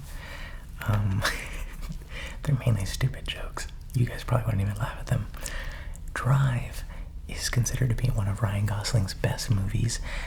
To me, one of the greatest soundtracks ever. This movie has heavy LA vibes. It's basically about a stuntman that gets involved in some pretty shady business with some pretty shady guys, and he's basically a getaway driver. I don't want to give too much away, but he's a getaway driver that gets himself in a pickle, falls in love, all that stuff. Classic action movie that's really well done. That's a 10 out of 10 actually, because to me Drive is a classic. I love it. Dumb and Dumber and Dumb and Dumber 2. One of the greatest comedies ever made. One of the saddest things I've ever seen. Dumb and Dumber is such a funny movie, such a great movie, and Jim Carrey and Jeff Daniels, honestly, in my opinion, are perfect together. They have some of the best chemistry, I think, in all of comedy. And this movie, Dumb and Dumber 2, it makes me sad to watch, to be honest. I think they did great. I think the performances for what they had did good, but watching these two young, cool dudes that just, were very passionate about an original movie that they made, I think was incredible. It was awesome. They nailed it perfectly. This movie is just filled with a bunch of references to the original. It's not very original on its own, and it just kind of is sad seeing them at this age acting that way, if that makes sense. I think they did good. Like I said, there's not much else to say. This is a 10 out of 10 comedy. However, this is more like a 2 out of 10 comedy. Watch them both if you're a fan of the original. Don't skimp out on the second one, but I don't know why I got it. Again, another one of those weird ones. Here is Evil Dead Steelbook. Okay, this is the Steelbook edition of the original Evil Dead, signed by Bruce Campbell himself, the guy who plays Ash Williams. Now, this movie, in my opinion, is a lot of fun. It really shows what you can do with a small budget and a crazy dream and imagination. This is directed by Sam Raimi. It was his first ever movie he made. You guys may know him from the Spider-Man movies with Tobey Maguire. He also made Multiverse of Madness. To me, he's a horror god, and I love his movies. So I'd highly recommend it. It's a great classic movie. It is old school. Again, the effects are extremely dated, just because, it is an older movie and it was made with a very small budget. That's a 10 out of 10 classic. To me, where Sam Raimi was able to really do whatever he wanted with a budget that he had is Evil Dead 2. It's basically Evil Dead 1 on steroids. It is insane. It's insane. It's wild. It's a lot of fun. And another 10 out of 10 movie for me, to be honest. The Evil Dead franchise, in my opinion, is one of the most consistently good franchises out there. Even coming in with their remakes, Evil Dead 2013, one of my favorite horror remakes, if not the best horror remake, with the 2003 Texas Chainsaw. We'll talk about it in a little bit. Coming up after that, this movie's fantastic, insane. This movie is wild. I highly recommend it for anyone that hasn't seen this movie. If you can handle gore and constant just go in a horror movie, watch this. Another 10 out of 10. I don't have Army of Darkness, which is the movie that came after the original Evil Dead 2. I really want to, but that's a great movie as well. Ex Machina. To me, Ex Machina is one of the best grounded sci-fi movies. It's very sci-fi, very futuristic, super strange, but it has this grounded feel to it. It's fantastic. You know, it has Donald Gleason and Oscar Isaac in it. They did perfect in this movie. The effects are fantastic. It once again is a very adult movie, but highly recommended. I'll be honest, 10 out of 10. I remember when I got that movie recommended by a YouTube reviewer, Chris Stuckman. If you guys are wondering, I get a lot of my movie advice and reviews from a guy named Chris Stuckman on YouTube. Red Letter Media. I watch a lot, but I don't want to, like... I used to watch a lot of Ralph the Movie Maker. I mean, back in the day, way back when I was younger. Nostalgia Critic, all that stuff. If you guys know who I'm talking about, I love you. If you don't, that's fine. My special extended director's cut edition of The Exorcist, again seen as one of the scariest movies of all time. Now, I don't mean to be an edgelord, but to me this movie is a classic. It's amazing. It's very well made. However, it is not the scariest. Now, I think that's mainly because I don't really like a lot of religious horror. That's not because I'm like, oh my god, don't make fun of religion. But it's more just that it doesn't scare me. I don't know. There's something about, you know, demons and stuff like that that doesn't really freak me out. This one is signed by Linda Blair herself, who plays Reagan, the little girl who gets possessed in the movie. Fantastic movie. It's just incredible. You know, it's really well done. Like I said, it's a massive classic. And this movie obviously comes with a special edition letter from the director, William Friedkin. It's just a little small letter. And then obviously the Friedkin Connection, which is basically his memoir, I believe, of how it was making the movie and the conditions that it went through. A lot of people actually talk about how the movie and the cast were cursed while making the movie. I know it's strange, but there is a cursed thing behind it where the cast, most of the cast has passed away at this point, which is strange because a lot of people say, like, all of them have died in really weird ways. There's even an extra in the movie that turned out to be a murderer. It's weird stories. I'd highly recommend checking out Shudder's Cursed Films series on Shudder. They have an episode on The Exorcist. They go in depth. It's a lot of fun. This is a 10 out of 10. Great movie. Just not the scariest movie ever, especially by today's standards. One of the greatest, and I mean greatest, sci-fi movies of all time, The Fifth Element. One of Bruce Willis's best movies ever. The design, the practical effects, I feel like this is peak creativity when it comes to sci-fi movies. Not much in there to look at. Sorry about that. But it's just a great sci-fi movie if you guys are looking for a future-based, crazy costumes, crazy props, effects, all that stuff. Watch this movie. Gary Oldman is insane. He's a mastermind of just craziness in this movie. One of his best performances. That's a 10 out of 10 for me. I recently showed it to Raven, who hasn't seen that movie, and she loved it, which made me happy. Every film bro has got to have Fight Club in his collection, and obviously I have mine. So we have Fight Club here, which is a great movie, awesome, one of the best twists in all of cinema. If you don't know anything about this movie, do not look up anything at all. Just watch the movie. It's amazing. 9 out of 10. I can't keep giving every movie 10 out of 10. I mean, I love all these movies, except for that one. But here I have another one of those, like, collection ones. Again, I don't know why I bought these. I don't like the whole bundle pack things, but this is the Final Destination collection 1 through 4. To me, Final Destination is one of the best franchises out there as well. If you don't know, they all connect so seamlessly. if you haven't seen any of the Final Destination movies, I'd highly recommend it. Fun fact, Final Destination 3 was one of the first horror movies I ever saw as well.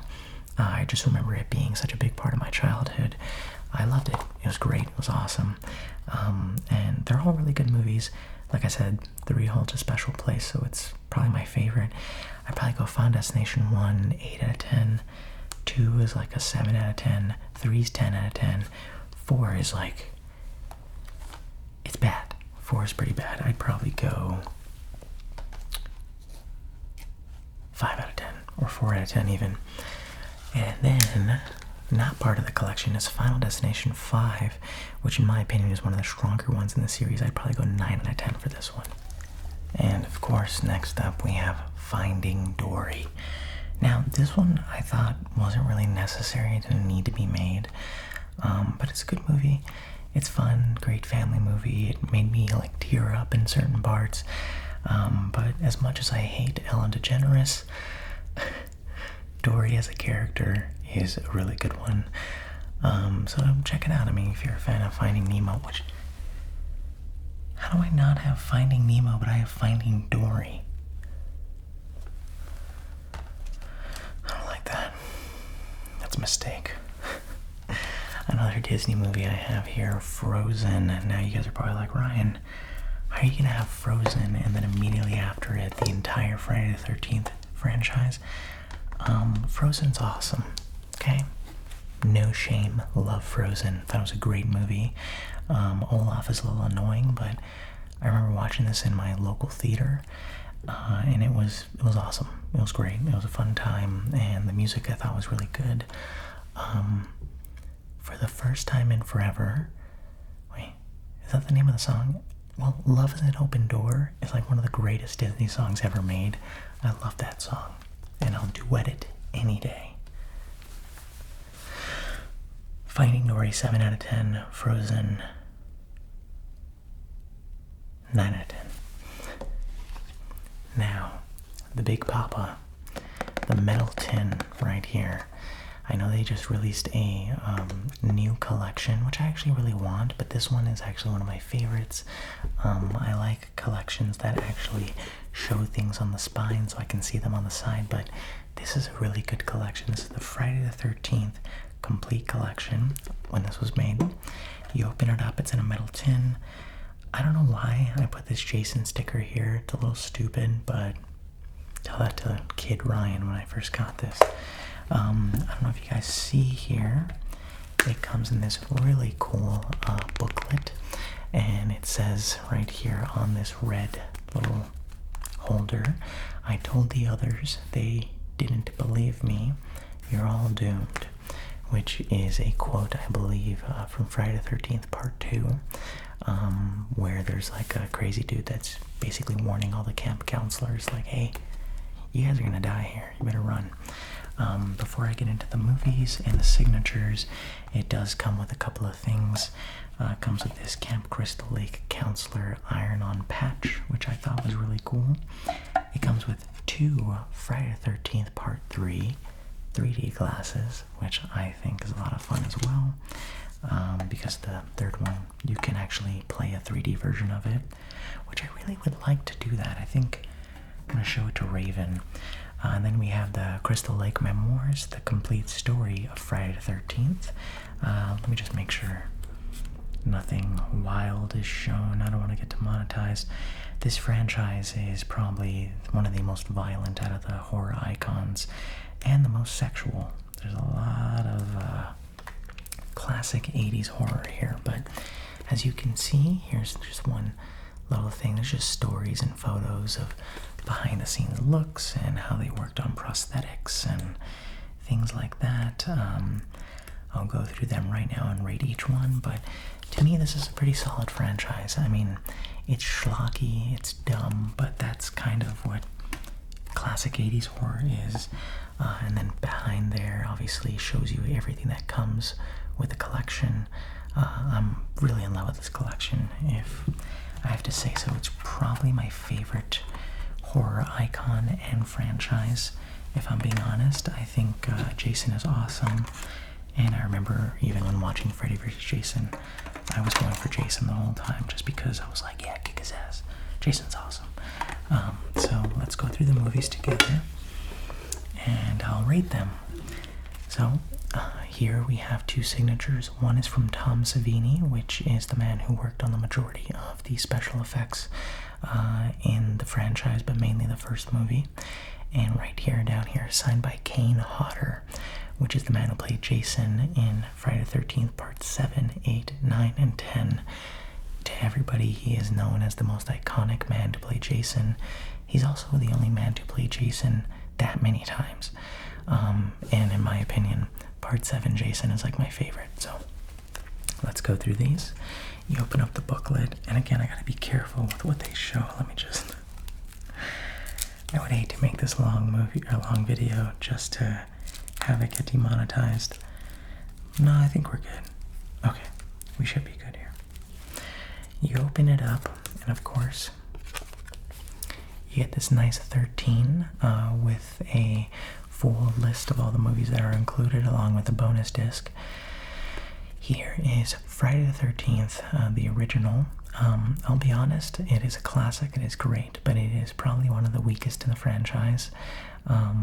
The trailer that they released to this movie, fun fact, actually shows all of the kills. A big thing about Jason in his franchise is how many kills he has. I think he's one of the highest kill count killers out there. He just hasn't had as many movies as like Michael Myers has.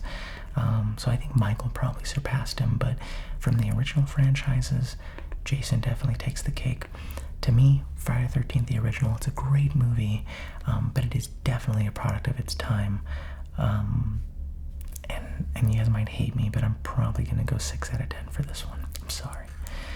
Friday the 13th Part 2 is when Jason actually makes his, not first appearance, because he comes out in the second one, or in the first one, but this is when he's like the main killer, I guess you can think about that. But it's great, it's fun. Sackhead Jason looks incredible, I love it. This one's a 7 out of 10 for me. Part 3, they get a little bit more crazier with the kills here. It's a fun one, it's really intense toward the end there, and this is the one that comes in 3D as well. So I'd probably go 7 out of 10 for this one as well. Part 4, the final chapter, is probably my second favorite in the franchise. I really love it. I think it's fun. I think it's great. The ending is insane, and I think Corey Feldman did really well in this one. This is a 9 out of 10 for me. Friday the 13th, Part 5 is on this side. Part 5 is okay. I mean, it's an old movie. I don't care about spoiling this one. They went with like a false killer. They went with someone that was just pretending to be Jason in the movie, and it was a really weird choice. The ending is pretty confusing in that sense, but either way, it's a little more schlocky. The kills are fun, but it's not as interesting and story-wise when it comes to the other ones. This is a 5 out of 10 for me. Part 6, Jason Lives, I think is when they get a lot more comedic. They become a little bit more funny. I feel like they were trying to compete with some of the Nightmare movies in terms of at least getting an audience that likes comedy as well. This one is a 6 out of 10 for me. And of course, we have Part 7, which in my opinion is my favorite. Just because it's not only the best looking Jason, in my opinion, but he's also the most aggressive in this movie, I think. He's incredibly aggressive, and he's scary as hell. So I'd go 10 out of 10, I think, for Part 7 is my favorite. Jason Takes Manhattan gets a lot of hate, and rightfully so. It's pretty wild, but I just think,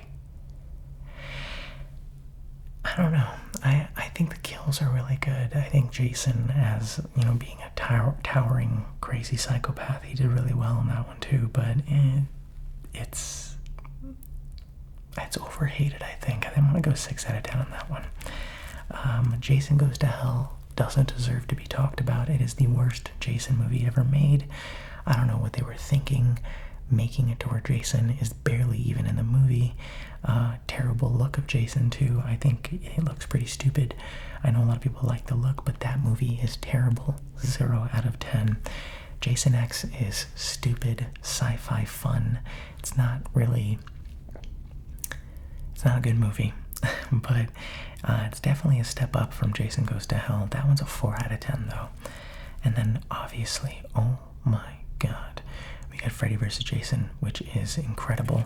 Actually, Jason Goes to Hell has a teaser at the end of its credits, which is one of the first ever end credit scenes actually, where Freddy actually grabs Jason's mask and drags it to hell. They were setting up for Freddy vs. Jason. It took them forever to make it, but if you guys don't know, Freddy vs. Jason was one of the first, if not the first, horror movie I ever saw, and it's awesome. I think it's great, stupid, just dumb horror, but two icons coming together, more specifically in this specific scene. The ending fight scene is insane. I don't think we'd ever see icons like that ever again fight like that, if I'm being completely honest. 9 out of 10. Freddy vs. Jason. It's a bad movie, but I love it. Friday the 13th, the remake, I think gets way too much hate as well. I think the opening scene is way too long. There's an opening scene basically that tries to set up these characters and puts us through a lot of, I think it's like 20 minutes, to where they just all die, and then you get the title card, and it's like, damn, I thought I was watching the movie. Like, the main movie itself isn't that long because the opening credit scene is like 20 minutes. It's wild. But the kills are great. I think the effects are really good. Definitely one of the most intimidating Jasons as well. I forgot the actor's name that plays Jason, but he did a great job in it too. The remake gets 7 out of 10 for me. It's hard. And then you got a killer bonus disc that just has a bunch of different bonus features and stuff like that, but I tried going through that as fast as possible while giving you guys my full thoughts on it. But the Friday the 13th franchise, like I said, has a very special place in my heart, and yeah, I'd highly recommend it. It's definitely one of the more fun ones, I guess. If you like kill counts and stuff like that, it's definitely one that has the higher kill count up there compared to the other franchises. Next up we have Gangs of New York. Very good movie, stacked cast. Daniel Day-Lewis is one of the greatest, if not the greatest actors ever. Leonardo DiCaprio's in this one. Just amazing movie, fun. It's definitely a period piece for sure. But if you're into that kind of stuff, watch it. Pretty violent, pretty cool. 9 out of 10. Great movie. I'll be honest, it's great. Daniel Day-Lewis's performance, I'd love to make a video or do a performance like that one day. Jordan Peele's directorial debut, Get Out. When this movie came out, I think it changed horror and its trajectory. This movie, Hereditary, Midsommar, I believe Jordan Peele and Ari Aster did a lot for the horror genre, bringing it into such a deeper, more serious place. And obviously, you guys know who Jordan Peele is, making Us, making Nope, and working on more projects coming soon. He has made fantastic movies. I think every single one of them's a banger. I don't think I have Us. I think I do have Us. I don't have Nope. I gotta buy Nope. I actually enjoyed Nope. I know a lot of people didn't. But Get Out is a 10 out of 10 movie. Absolutely incredible. You guys need to check this movie out. It's a classic. Ghostbusters 1 and 2. Speaking of classics, this is a special edition. This is a personal note from Ivan Reitman, the guy who made the Ghostbusters movies. Again, another one of those special editions that basically comes with a little booklet with behind-the-scenes photos, stories on how the cast enjoyed making the movie, stuff like that. And then bada bing, bada boom, we got both the movies back there. Ghostbusters 1 gets a 9 out of 10 for me. It's amazing. And Ghostbusters 2, I'm gonna go 8 out of 10. I like them both. They're a lot of fun. Definitely check them out with the family. It's a good balance of scary-ish, but still family-friendly. Don't ask me why I have this movie in my collection. Ghostbusters, answer the call. I'm not going to get political. I'm not going to care about what most people on the internet said about this movie. I just thought it was fun at the time, and I got this for like $2 at a yard sale. Not a good movie. And I'm sad because it was made by Paul Feig, who is one of the main writers on The Office, which is like my favorite TV show ever. And they missed the mark with this badly. The ending is kind of cool, I guess, if you're into like a lot of CGI and everything, but that's a 3 out of 10 for me. It's just a lot of... Watch some breakdowns of that movie. I can't really get into a full review because I'm trying to speed this up.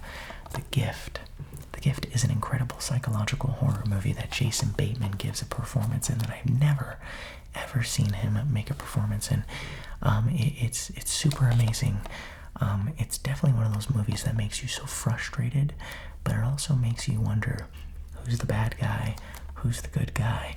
How far will you go to try and protect your loved ones, stuff like that. This is a 9 out of 10 for me. Incredible movie. Definitely check it out. It'll make you really question truly what gaslighting and manipulation truly is, because that's a wild one. Goosebumps with Jack Black. Fun movie, Halloween movie. Not much to say. Jack Black is awesome in this, and I gotta say, it's like a 7 out of 10, 6 out of 10. Not a perfect movie, but just a fun Halloween movie to watch. Gone Girl. Now, Gone Girl is, in my opinion, one of Ben Affleck's greatest movies. It is this insane psychological thriller crime mystery movie where a woman basically... How do I want to say it? Damn it. Guys, you need to watch these movies, okay? Basically, it's about this husband and wife. The wife is a children's book author that just came out with a book called Amazing Amy's, Tattletale. This is just one of the books in her franchise, but Amazing Amy is a character of this children's book writer, and this is actually just like a fun little book of hers that she wrote, which is really, really fun. It's just part of the collector's edition, but it is such a wild movie where this man's wife goes missing, and it's again, you've probably seen most of what this movie is about online, but I'm not saying it just so you guys can really be shocked when watching it. Definitely please watch this movie. It's a lot of fun. I think you guys would really, really enjoy it. This one's a 9 out of 10 for me. Again, it's adult. It's rated R, I believe. I'm sure it is. It's wild. It's definitely wild. I think Rosamund Pike gave a fantastic performance, and I fell in love with her watching that movie too, so you gotta check her out. The Green Hornet, another guilty pleasure movie of mine. This is what happens when you give Seth Rogen a lot of money and tell him do whatever you want in terms of a comedy. I thought it was good. You know, it's okay, not good, it's okay. This is like a solid 5 out of 10. You know, it's a guilty pleasure movie. I think Seth Rogen had a lot of fun with the action, the outfits, the props, guns, all that stuff. You can tell there was at least some thought put into this one, especially for what we're getting nowadays. There's a lot of lazy movies being made. The thing that really shocked me was, what's his name again? I feel so terrible. Oh, what's his name? David Harbour is in this. That's the guy who plays that sergeant on Stranger Things. God, why isn't he on here? Oh my God. Wow. Okay, well, I'm forgetting his name and I feel terrible. Christoph Waltz. Oh my God. Christoph Waltz, who's in a lot of Quentin Tarantino movies, mainly Inglourious Bastards, is in this movie, and he's the villain, and I think he phoned it in.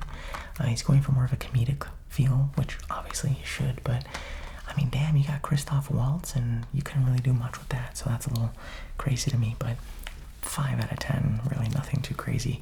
Green Inferno Extended Cut, made by Eli Roth. This, in my opinion, is a massive tribute to crazy movies like Cannibal Holocaust. while Cannibal Holocaust is absolutely insane when it comes to what they show in that movie, Green Inferno is there for shock factor, in my opinion. It's not a great story, it's kind of weird sometimes, but it has a lot of gore, a lot of craziness, and fun fact about this is the majority of the tribe members in this movie were actually people that were local to the island where Eli Roth was scouting to film. As they were scouting to film in certain islands, they found a tribe there that actually they ended up hiring to perform in the movie. So a lot of the extras you see in this movie are actual people that live in that world, you know, but it's a great movie, you know, it's schlocky, it's fun. Again, a lot of horror movies aren't meant to be taken as these incredible works of art like nowadays with things like Midsommar, Hereditary, Get Out, as I mentioned before. Fun, gory movie. 7 out of 10 for me. Green Room. Now, Green Room is a tribute to any hardcore fans, fantasy, hardcore shows. You know, if you guys are into any heavy metal music or punk music, stuff like that. I used to go to a lot of hardcore shows. I used to stage dive, I used to mosh, all that stuff. A lot of fun. I listen to bands like H2O. I don't know if you guys know those people. Again, they're very underground bands. Not very underground, but God, there's so many, dude. H2O. I guess a day to remember, but they're huge now. That's more scene and emo and stuff. But yeah, I'm not going to try and prove my punkness. I'm not really into that scene anymore, but amazing, crazy, adrenaline-filled movie. I'd highly recommend it. It gets really intense sometimes, and unfortunately, Anton Yelchin, the guy who plays the main character in this movie, did pass away. This was one of his final performances. He did amazing in it. May he rest in peace, and this is a 9 out of 10 for me. Great movie. The 2-disc collector's edition of Grindhouse. Now, Grindhouse is a double feature movie that is Planet Terror and Death Proof. Robert Rodriguez made Planet Terror, and Quentin Tarantino made Death Proof. Planet Terror, to me, is a little weird, to be honest. I think it's fun, it's cool, but it's not really my cup of tea. Death Proof, made by Quentin Tarantino, is a little bit more my speed. It's a lot of fun. Keith Russell. I'm gonna hate myself. Is it Keith Russell? What? Kurt Russell. I'm such an idiot. Okay, Kurt Russell has an amazing performance in that one. It's a really wild story, and there's a very satisfying ending to Death Proof as well. I'd highly recommend both those movies. And it's really fun the way that they show the movies. You know, you can obviously see, it doesn't show anything too crazy. It opens up collector's edition to some nice artwork.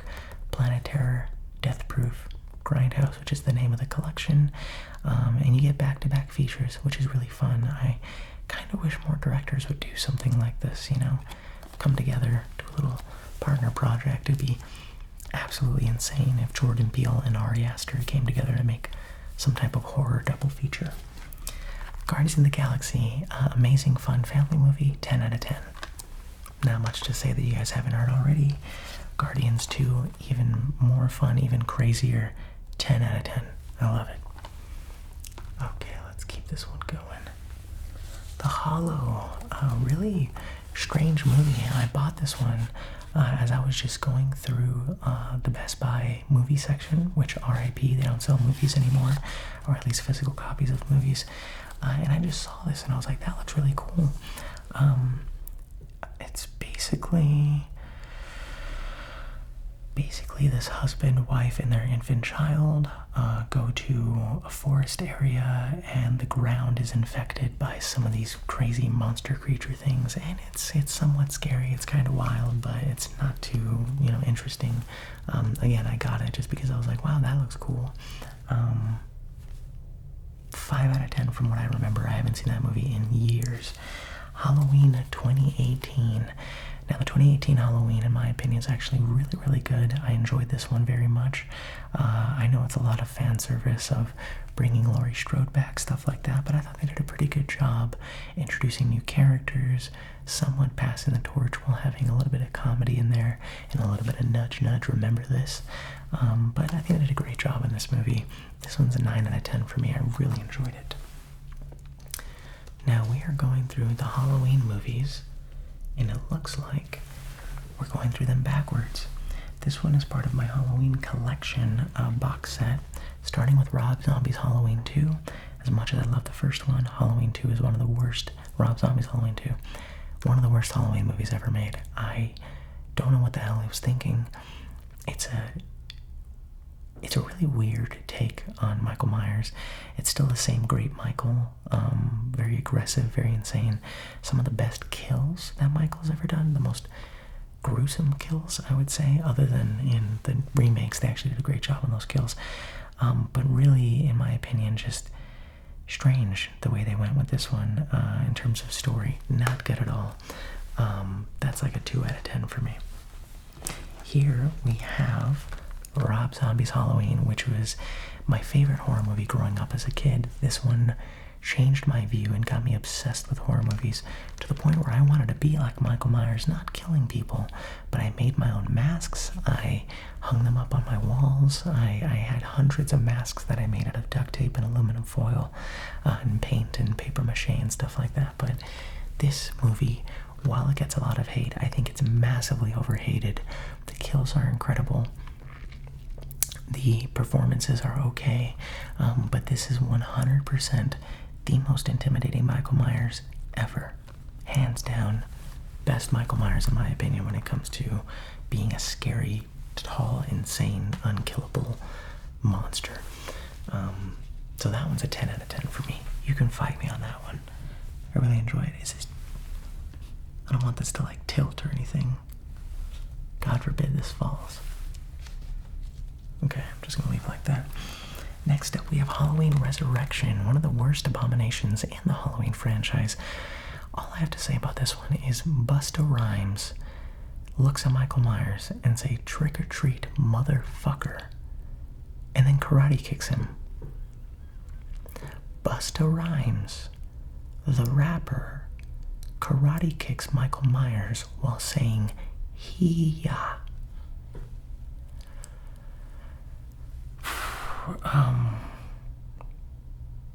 Also, Tyra Banks is in it. 2 out of 10. Nothing against Tyra Banks, but like it is, what the fuck, you know. Halloween H2O.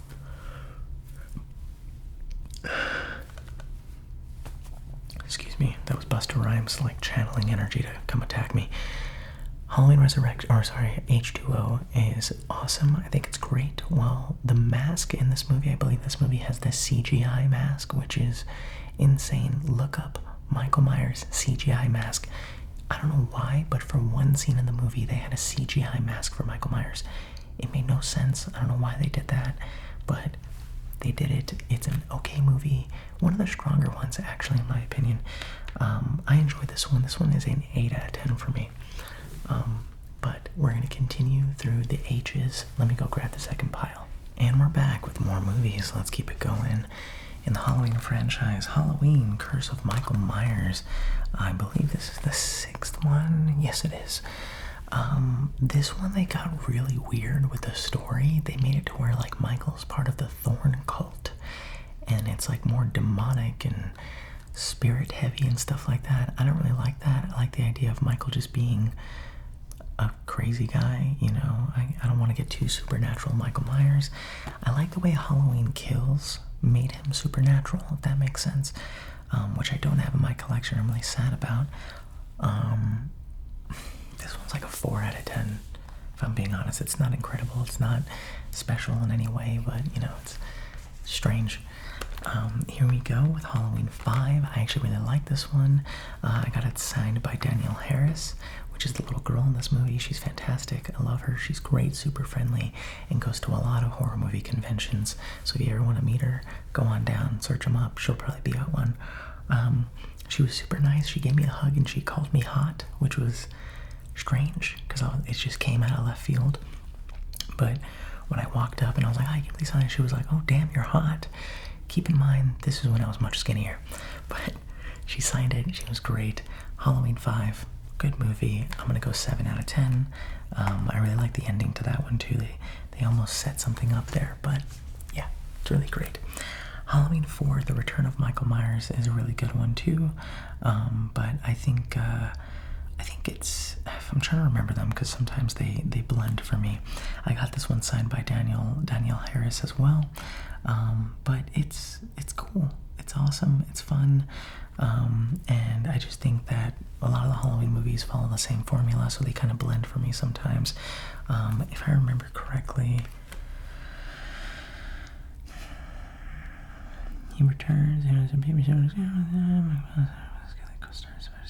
Okay, they don't really explain it as well, but I gotta rewatch these. I really wish I rewatched them. I'm probably going to this Halloween season, but really good movie, a lot of fun. Danielle Harris is awesome. Love her. And here we have Halloween 3, Season of the Witch, the overhated of all the Michael Myers franchise movies. Just because it doesn't have Michael Myers, this was part of their idea of making the Halloween franchise an anthology yearly film franchise where every Halloween they would come out with a different story based around Halloween. It didn't do too well, mainly because, again, people were asking for Michael to come back, which is why he made a return in 4. But it's fun, it's cool, it's very unique and creative take on Halloween. I'd recommend it if you're really into Halloween. That one is more of a 6 out of 10 for me. Still a classic, still a lot of fun. Halloween 2, probably my favorite in the entire franchise, other than the Rob Zombie remake, because again, that one holds a soft spot. This one's great, fantastic. One of the rare cases where I feel like the sequel of a horror movie actually stands toe-to-toe with the original. Dick Warlock plays Michael Myers in this one, and I think he actually did a great job. He did fantastic following Nick Castle. Very, very cool guy. Great movie. 9 out of 10 for that one. And of course, here we go. The original Halloween, signed by Nick Castle himself, the man who played Michael Myers. Revolutionized horror for sure. It really brought the slasher franchise into the spotlight, and just incredible fun, incredible movie. You guys already know everything about this movie. I'm just gonna say 10 out of 10. If you haven't seen it and you consider yourself a horror fan, you don't until you've watched the original Halloween. Again, great movie, highly recommended. The Hangover, what a wild leap. Crazy, one of the best adult comedies out there in my opinion. Definitely check it out. A lot of fun. 9 out of 10. Very adult, people. It's very adult. Don't blame me if you have people out there wanting to watch these movies. I'm recommending them because I'm assuming you're old enough to watch the movies I'm recommending, okay? Not telling kids to go watch things they shouldn't. Here we go. We have Happy Death Day, which was one of the more original movies, and it's basically Groundhog's Day, you know, in a horror movie version, if that makes sense. When this first came out, I remember everybody was talking about it. Everybody loved it. I loved it too. The ending made me feel so happy. It's one of those very feel-good endings. And if you guys don't know, they made a sequel on it, which is okay, but it's just one of those like comedy horror movies. Very college life, you know, fun kind of horror movies. This is an 8 out of 10. Highly recommend it. A lot of fun. I wish the killer's mask was a little bit cooler. And here we go. Start talking crap in the comments. I bought myself the Harry Potter Complete 8-film collection, and I have never seen any other Harry Potter other than the original. Yep. I think this Christmas I gotta binge all of them. That's what I'm gonna do. And hopefully I like them. I feel like I will. I don't see a reason for me not to like them. I'm gonna rate the first movie a 9 out of 10. That is an incredible movie. And obviously we know the franchise, incredible franchise that came out of the Harry Potter movies. So a lot of Harry Potter fans out there, I gotta check them out. Hardcore Henry. I like to call this Call of Duty the movie. This is one of the most unique action movies you will ever see. Very gory, very crazy. It's all shot through the first person point of view. It is really insane to see how they filmed this. They actually put a GoPro on a guy's chin and did a lot of crazy parkour and action. It's unique, guys. It's fun. If you're into any kind of action, if you like movies like John Wick, I would probably say minus the story, this is like the John Wick movies if you were looking at it through the perspective of John Wick. It's awesome. It's great. 10 out of 10. I watched this in the movie theaters and I got motion sickness after. It's wild. The Hateful Eight special edition with the opening there where you can see Minnie's haberdashery. Again, I'm just trying to go quick here. 8 people go into a cabin, and it's just crazy Quentin Tarantino dialogue heavy movie. If you're not into that kind of stuff, then this is going to be very boring to you. It's extremely long as well. Samuel L. Jackson and Kurt Russell give an insane performance, along with Walter Goggins, which you all know him from the Fallout series and other stuff like that, but to me, I first saw him in this movie. Incredible movie, 10 out of 10 if you can sit through it, if the TikTok brain doesn't take over. Hereditary, not much else to say other than one of the most iconic horror movies ever made of my generation. I think it's going to stay up there with The Exorcist's legacy, just as good as The Exorcist. It's fantastic. It's amazing. Toni Collette was robbed. If there's one thing I'm going to take to my grave, it's that Toni Collette, this actress that played the mother, was robbed of an Oscar. And that's because the Academy hates horror movies for some reason. But that's another video. Hellfest, one of the most fun movies to watch during Halloween time. I won't recommend another movie more than Hellfest when it comes to watching for Halloween. This and the movie Hunt are incredible. This is a 9 out of 10 for me. It's not an amazing movie, but it's there to get you in the Halloween spirit, and it does it really, really well. The Hills Have Eyes Unrated Collection. Now these are the remakes. The Hills Have Eyes 1 and 2. The first one, in my opinion, is pretty good. Very gory, very crazy. The second one is an abomination to mankind. As you can see here, here's the first one. Pretty good. I like it. Unrated. Wait, that's the second one. Here's the first one. Pretty good. Unrated. There's a crazy scene in there. Trigger warning, like I said. It's wild for sure, but the second one is terrible. Don't watch it. I just got the collection because it was cheaper than buying them separately. So, first one is like 7 out of 10. Second one is a 1 out of 10. The Hocus Pocus Steelbook. Very, very cool. You guys know all about Hocus Pocus.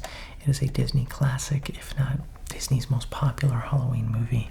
Very fun, very cool. You guys have all seen it. If you haven't, watch it. Perfect family film for Halloween time. 9 out of 10. Hostel Part 1 and 2. This is another one of those collection movies. Very gory, crazy fun. Eli Roth made both of these movies. Quentin Tarantino and Eli Roth made both of these movies. They are insane, guys. This is when horror started to really go into that violent, they call it gore porn, and I'm sorry for the, what is it called? Crass? The crass terminology there, but it is extremely gory, wild. If you can handle it, I recommend it. Super adult. Hostel 1, in my opinion, is a 9 out of 10. Hostel 2, I liked a little bit more. That one's like an 8 out of 10. Home Alone 1 and 2, the Christmas juggernaut. These movies are the greatest movies to watch during Christmas time. Macaulay Culkin proves that he is the greatest kid actor of all time. Love them both. Home Alone 1 is a 10 out of 10. Home Alone 2, I like even better. 10 out of 10. Both awesome movies. House of a Thousand Corpses, signed by Bill Moseley, the guy who plays Otis. This is Rob Zombie's, I would say, best horror movie. It is super unique, super crazy. I really enjoy it. I remember he when he first released this, a lot of people were like, what the hell is this movie? There wasn't really one that came out like this. Effects are amazing, massive Halloween feel. You can tell that he put a lot of love and passion into this one. 10 out of 10 for House of Thousand Corpses. Now, The Hunger Games, I got the deluxe 3-disc collection here.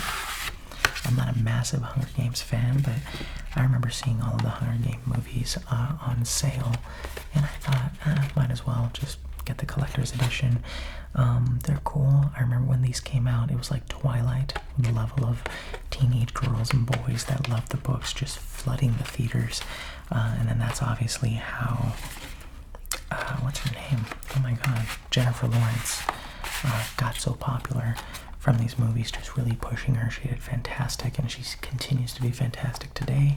The first Hunger Games gets an 8 out of 10 for me. I really liked Catching Fire a little bit more.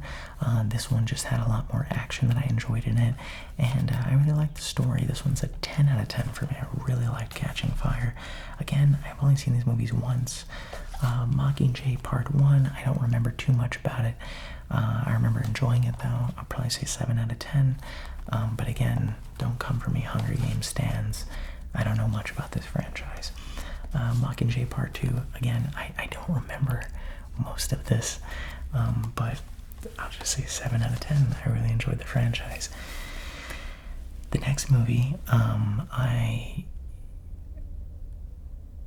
don't know why I have this movie in my collection. I'm going to skip it. It's called I Spit on Your Grave. I'm not going to show you guys the cover or anything. I'm going to do my best to not. But it is a movie that deals with really bad SA, if you guys know what I'm talking about.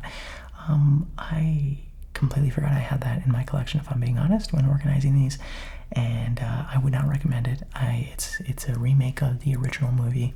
The message behind taking revenge on people that have wronged you, I think, is very important, but I'm starting to get to the point in my life where I feel like showing trauma like that, or having scenes like that in a movie to that extent, to the way that this movie does it, is not good. It's not meant to be art. It's not meant to justify, learning about what victims go through and everything. I think that's up to them if they want to share those things or any of that, but I feel like this movie is really trashy. I would not recommend it. 0 out of 10. It's a horror movie. I'm not trying to be too soft here for you guys, but I'm just being very honest, just in case anybody has ever gone through anything like that. I think those kind of movies don't do anything in helping that subject, so don't watch that movie. I might burn it. The Incredible Burt Wonderstone. What a wild leap.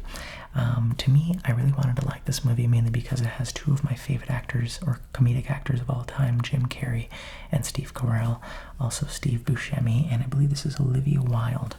Really great comedy in my opinion, just because I really like everyone here.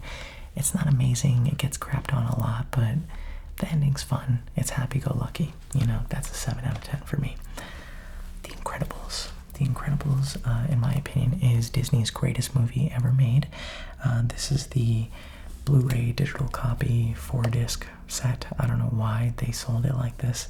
I might end up getting myself an upgraded version and doing a giveaway of a lot of the movies that I don't really care for in my collection. I really like to do giveaways in the future, so The Incredibles gets a 10 out of 10 for obvious reasons. It's The Incredibles. The Incredibles 2, not a lot of people liked. I didn't have a problem with it. I really enjoyed it. I thought it was fun. The screenslaver I think is a really cool idea. I don't like Disney's twist villain things. I'm assuming you guys have seen this movie already, and the twist villain in this is really stupid and it makes almost no sense. It just feels like they threw it in there just to have a twist. But fun, cool, I enjoy it. I'll go with 7 out of 10 for that one. It's The Incredibles. It's hard not to like it. Inglourious Bastards. In my opinion, my favorite Quentin Tarantino movie of all time. Brad Pitt gives one of the greatest performances he has. It's very stoic, but it's also a lot of fun. One of the best openings to a movie ever, in my opinion. This is a 10 out of 10. Obviously, it deals with a group of people during World War II that would go around and kill Nazis, which, who doesn't love that? 10 out of 10. Love Inglourious Bastards. Inside Out. one of the saddest, most bawling my eyes out in the movie theater Disney movies I've ever seen in my life. Extremely sad, highly recommended. I haven't seen the second one. I'd like to. Highly recommend that one for sure. Inside Out. 10 out of 10. Insidious. The first, this I would say that Insidious is the last movie that has ever truly scared me. When I saw Insidious, I was, I believe, in middle school. What year did this come out? 2010. Oh my god. Okay, so if this came out in 2010, I graduated 8th grade in 2012. So I was in 6th grade when this came out. Wow. This movie scared the living hell out of me. I couldn't sleep for the longest time, and I'm sure that happened with a lot of people.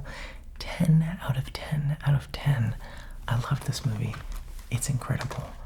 Terrifying. Insidious Chapter 2, I don't remember a lot of. I mainly just watched the first Insidious movie, but this one was cool. Patrick Wilson, the husband, was able to really flex his acting chops in this one, which, you know, he did fantastic, and I think Patrick plays an incredible crazy person, and I really wish that he would go into more roles like that. This one's an 8 out of 10 for me. It wasn't as good as the first one. Insidious Chapter 3 is one of the stronger ones in my opinion. I really enjoy this one. Absolutely terrifying. It scared the hell out of me, and I really think that it was pushing itself in a different direction. It didn't follow the same family from the first two movies, but it did a great job scaring the hell out of me in the theater for sure. That's a 9 out of 10. And then we have Insidious, The Last Key. Now, this one was kind of weak, if I remember it correctly. I didn't really enjoy it as much, but, you know, it has the, oh my god, I feel bad, Lynn Shay coming back as her Dr. Elise Rayner, her iconic character from the first two movies. She came back for this one. It doesn't follow the original family, but it's really fun. That one's like a 7 out of 10, 6 out of 10. I know the most recent Insidious movie, I don't have it on Blu-ray. I gotta add it to my collection, but that one was really good. It was, I think, The Last Door, or The Red Door, I think is what it was called. Iron Man, the start to the MCU, which now is the greatest thing to ever happen to cinema, in my opinion, when it comes to getting people in theaters and, you know, bringing people together, creating a universe that's connected. The MCU is nothing else holds a candle to something like that. 10 out of 10, great movie. Robert Downey Jr. was born to play Iron Man. Iron Man 2, in my opinion, gets a lot of hate, if I'm being honest. I don't know why it does. I know Mickey Rourke didn't really do too well in this movie. A lot of people don't like his performance, but I thought it was cool. I thought the idea of someone trying to copy Tony Stark's, you know, technology and use it for bad is a great idea, and I know that is what happened in the first one, but this one I feel like they expanded a little bit more on it. But yeah, I guess it was cool. I feel like Robert Downey Jr. shines in this one a little bit more. That's a 6 out of 10 for me. Iron Man 3, people hate this movie more than anything. In my opinion, Iron Man is the coolest in this movie, I would say. I feel like he has the most flexibility with, like, his armor. His tech is like the strongest. It's really cool. I miss when Iron Man's suit had weight to it, you know? In Infinity War and Endgame, especially with the whole nanotech stuff, his suit didn't really have any weight to it. It felt very plasticky, very flimsy and silicone-y. It just didn't look like a suit. In Iron Man 1, 2, and 3, they do a fantastic job in really showing you how heavy and how powerful a suit is. Iron Man 3 is one of the weaker ones, but again, I enjoy it. 5 out of 10. It, the remake, Steelbook. Now, the remake is insane. It's awesome. It brought so many people to the movie theater, and it makes me so happy to see how many people were out watching this movie. I think Bill Skarsgård did a fantastic job as Pennywise and made him terrifying again. I'm gonna go 9 out of 10 for that movie. Wild movie. I love it. We have It Chapter 2. This movie is just as good as the first one. I'm not sure if many people liked it, but I really enjoyed this one. I got it from my collection, and the plastic is still on there. Haven't even taken it out of the plastic. I hate these stickers. Please stop putting these stickers on your covers. I get scared of taking them off. I don't want to ruin the cover. Stop it. 10 out of 10 for It Chapter 2. I freaking love that one. It follows Raven's favorite horror movie. The soundtrack to this movie I want injected into my bloodstream. It's fantastic. A wild movie about a sexually transmitted disease that is really just this like curse where random people follow you around, and if they reach you then they kill you, but they go at an extremely slow pace, and the only way to transfer that curse to someone else is to do the dirty. So it's a lot of fun. It's a wild take, and I think they did a great job with the score, cinematography, writing, everything fantastic. And they're making a sequel, I believe, right now called They Follow, which I can't wait to see. That's a 9 out of 10. Great movie. Jeepers Creepers 1 and 2, I will go really quick about. I know there's a lot of controversy behind these horror movies because the man who created them was caught with CP. Terrible person, horrible, terrible person that deserves to be buried under the prison. But these two movies hold a special place just because they were some of the strongest movies that I watched as a kid. Jeepers Creepers 1 traumatized me. Jeepers Creepers 2 I actually really liked. I thought it was entertaining. I'd recommend them, but try to do them in a way where you're not supporting the creator, because that guy is a total piece of garbage. Alright, I try my best to separate art from the artist, if I'm being honest. But in that situation, it's just way too hard. I can't give money to someone like that. Jigsaw, decent. I'm a massive fan of the Saw franchise. This one was a little disappointing. I like how they brought back John Kramer, but you can only do that so much to where it gets, boring after a while. I don't know. I wanted to love it. It was okay. The twist was whatever. And I just hate the whole, I was helping Jigsaw the whole time. No, I was helping Jigsaw the whole time. Well, guess what, guys? I was helping him before all of you were helping him. It's just, like, come up with something different. Let's get creative. I know Saw 11 is on the way, so I'm excited for that. The John Wick franchise, we got John Wick 1, John Wick 2, and John Wick 3. Now, I don't have the fourth one. I'd like to get it. In my opinion, the first one's obviously one of the best. I like John Wick 2. John Wick 3 is great too. It's just a great franchise all around. Anything Keanu Reeves, I'm in right away. John Wick 1, 10 out of 10. John Wick 2, 8 out of 10. John Wick 3, I'm going to go 9 out of 10. I really enjoyed that one. But yeah, I love John Wick. Great movies. Like I said, if you haven't seen them and you're into action movies, these are a staple for that. They're fantastic. So finally, I have Joker, the Steelbook. It's a great movie. I know a lot of people didn't like this movie, but I really enjoyed it. I haven't seen the second movie at all, and I'm hearing some really bad things about it, so I'm a little sad, but this movie's awesome. Joaquin Phoenix deserved his Oscar when he won it, and this one's a 9 out of 10 for me. Fantastic.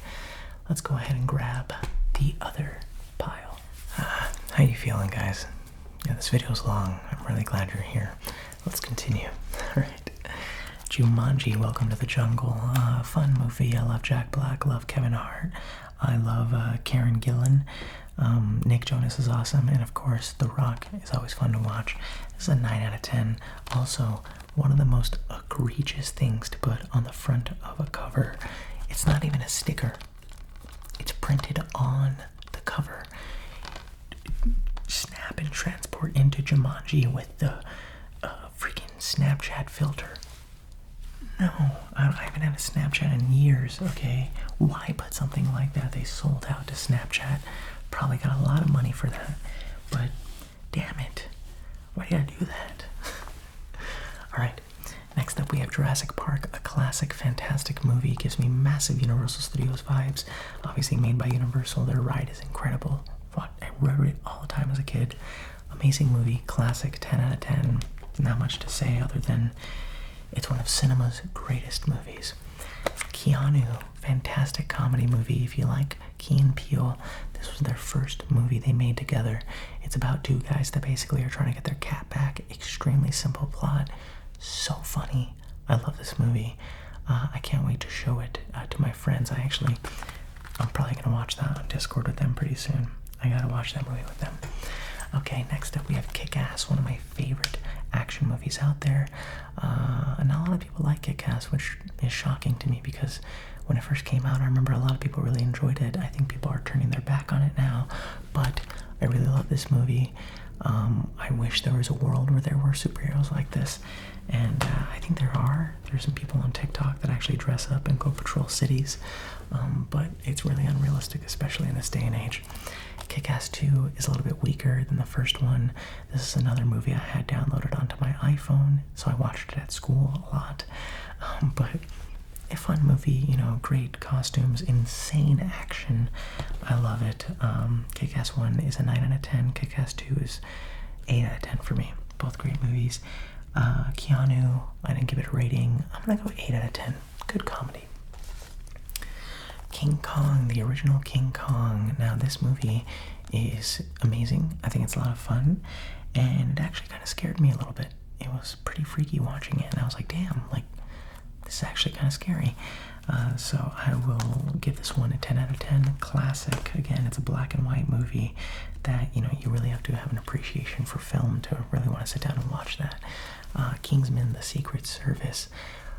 One of the most shocking movies I ever saw. I knew nothing about this movie when I saw it, and I thought to myself, this is the most badass movie I've ever seen. It's like James Bond on steroids. It's awesome. James Bond for the new generation, really. I love it. Amazing. 10 out of 10 for that one. Right behind it is its sequel, Kingsman: The Golden Circle. I think this one was a lot of fun too. It was great, but not as good as the original. Obviously, they had a lot more higher of a budget to do whatever they wanted with this one. The technology is fantastic in it. This one is an 8 out of 10 though. Not as good as the original. Next up we have Knives Out. Fantastic murder mystery movie. I think it's awesome. It's just really, really cool. If you guys are into murder mystery, this is a great one.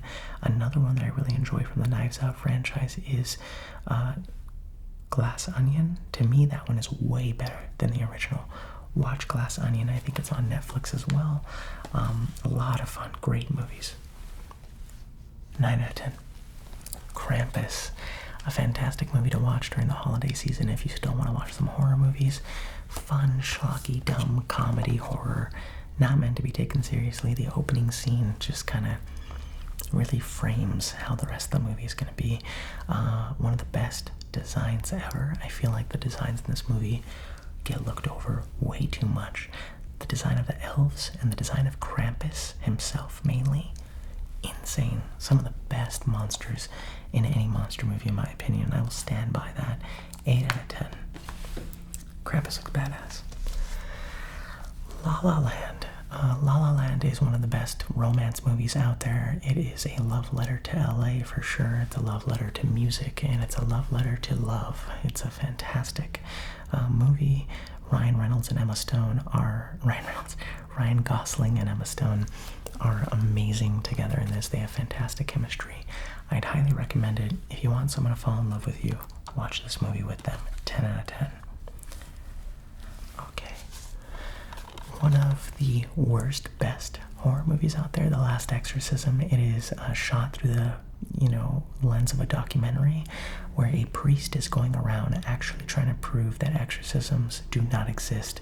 Where he meets a girl that needs an exorcism, he starts bargaining a little bit more than what he can handle and starts realizing that, oh my god, maybe demons are real, or maybe it's just the work of some evil people. I don't know. You gotta watch it yourself. Highly recommend it. It's pretty wild. Not an amazing movie. 8 out of 10 for me just because it scared me when I first saw it. The Lego Movie, one of the most shocking movies ever to hit theaters. When this was first announced, everyone was like, what the hell? A movie about Legos? That's lame. That's weird. What's going on right now? What are we doing in cinema? So beautifully made. One of the nicest looking animated movies I have ever seen. The Lego Movie is awesome. I think the story behind it is great as well. This is a 10 out of 10. I cried, I laughed, I enjoyed the action. Fantastic movie.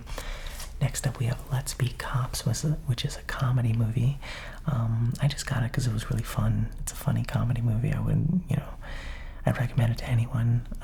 And I just I really think it's funny. It's just a dumb, fun comedy movie. Let's go 7 out of 10 for that one. The Lighthouse. I recently bought this one in my collection. One of my favorite horror movies of all time, or suspense thriller movies. It is an incredible movie that has a lot of experimental horror in it. It is shot in a, I believe, 16 by 9 aspect ratio. They call it a pillar box presentation on here, but the aspect ratio is wild, and it's completely in black and white. One of the greatest performances of all time in cinema by Willem Dafoe in this one. How he didn't get an Oscar for this movie boggles my mind. Robert Pattinson did an incredible job as well. This is a 10 out of 10 movie. Highly recommend. I love that movie. The Lion King I got just because it's The Lion King. Not even opened up, still in its wrapper. 9 out of 10 for this one. I know it's a classic, it's fun, but I don't know. I grew up on different Disney movies. Mad Max Steelbook. I got this when I bought Mad Max Fury Road. I really enjoy this one. If you guys don't know anything about Mad Max, I'm sure the newer movies you're more familiar with, but it's fun, it's cool, and I think that they did a great job, you know, showing Mel Gibson in a really badass role, and especially for its time, the effects were pretty wild. That's a 9 out of 10 for me. Mad Max Fury Road, which is one of the greatest action movies of our generation. Hands down, I love this movie. It is non-stop action from the beginning all the way to the end. If you guys haven't seen it and you're into action movies, watch this movie. It's incredible. Not much else to say other than it's a 10 out of 10. Now, next up we have The Martian, which is a really funny movie while still being a very dramatic sci-fi movie. Basically, Matt Damon's character gets stuck on Mars doing a trip, and it's awesome. It's great. It's really cool, and it's interesting to see not only how technology works, but at the same time, how far someone would go to be able to survive in that kind of situation. The Matrix, again, another insanely great movie for its time. It revolutionized action. Keanu Reeves can do no wrong. This is a 10 out of 10 movie. I love it. And it made everybody want to buy trench coats and cool glasses and walk around in slow motion. A 3-disc limited edition 4K version of Maniac. Now, if you guys haven't seen Maniac, let me make sure it doesn't show anything. Okay, it's the same cover. If you guys haven't seen Maniac, it is a wild, wild horror movie. It's basically about a serial killer, and to me, it's one of the most gritty, real looks into what a serial killer would be. It used to be seen as a very sexist movie, just because of the way that they depict women in it, but it's a horror movie. It's meant to be, you know, lifted from reality, and at the end of the day, the ending of this movie is very satisfying if you know it. It's definitely a revenge aspect there too that I would highly recommend. This is an 8 out of 10 for me. Monsters, Inc. A lot of fun. I love Monsters, Inc. One of my favorite Disney movies of all time. Not much else to say. You guys know about it. This is a 10 out of 10. Hot take. Monsters University is just as good as Monsters, Inc. I know. You guys are probably going to hate me for saying that. I love Monsters University. I don't know why there's people out there that don't like this movie. That's also a 10 out of 10 for me. The Mummy Collection. Brendan Fraser's Mummy movies. I grew up watching with my family so much. I really enjoy them. They're great. This is the trilogy. You got The Mummy right there. The Mummy Returns, and then under that, there's 2 more discs under that actually, which is kind of wild. See, I hate when movies do that. Okay, there's 2 discs right there too. Oh my god, I don't know how many discs are in this, but I'm just gonna put that one back real quick. Okay, hopefully that wasn't too loud. But the Mummy Ultimate Collection, it's a lot of fun. It's great. Highly recommended for a lot of action-packed family fun, I would say. It's pretty intense, but it's like Indiana Jones type action, you know? 10 out of 10 for the original. Mummy Returns, 8 out of 10. The other ones I haven't seen. Nacho Libre, Fantastic comedy. I love it. Jack Black did a great job playing Nacho. I love the aesthetic of this whole movie. I love the jokes. Everything lands perfectly. 10 out of 10. Man, all these movies. We're on a roll here. Neighbors, an amazing comedy. Another one of those Seth Rogen, James Franco, Evan Goldberg. James is not in this, but I think he was a writer on this. I'm not sure. Zac Efron showed us that he is an adult in this movie for sure. And it's wild. It's an R-rated adult comedy. I'd highly recommend. It makes you want to do push-ups and join a fraternity. All right. The Nice Guys, an action comedy with Russell Crowe and Ryan Gosling. A lot of fun. Tribute to LA as well. Highly recommended. 8 out of 10. The Night Before, one of the best Christmas comedies out there. To me, I don't think there was many adult Christmas comedies. I know they exist for sure, but there weren't any adult Christmas comedies like this one, I would say. Highly recommend it. A lot of fun. I love this movie. Definitely give it a shot. That's a 9 out of 10, and it has a beautiful message at the end. The Nightmare Before Christmas, a classic. 10 out of 10. Watch during Halloween. Watch during Christmas. Best movie. Nightcrawler, one of Jake Gyllenhaal's, if not Jake Gyllenhaal's best role, and he's had some amazing roles. If you guys haven't seen this movie, you need to watch it. It also takes place in LA, so you get a lot of landmarks if you're from LA. Very, very fun movie, wild thriller. Watch it. It's again one of his greatest performances for sure. Here we have my Nightmare on Elm Street collection, signed by this is Heather Langenkamp right here. That signed it, and this right here is Robert Englund. So I got Nancy from the original movies to sign it, and I got Freddy Krueger himself, Robert Englund, to sign this. It has all 7 original Nightmare films that are fantastic. The original all the way up until Wes Craven's New Nightmare. Great movies. Some of the most wildest movies on there. As a franchise, I think it's extremely strong. I'll rate each one. A Nightmare on Elm Street, the first one, it's a classic, but it's not as strong as some of the others, in my opinion. I'm going to go 9 out of 10 on the original. Nightmare on Elm Street 2, I really enjoyed. 8 out of 10. Nightmare on Elm Street 3, to me, is the strongest of the franchise. That's a 10 out of 10. 4, The Dream Master gets... I think I'm going to give that one a 6 out of 10. I didn't really like it. The Dream Child was kind of weak, too. I'm going to go 6 as well. Freddy's Dead is kind of fun.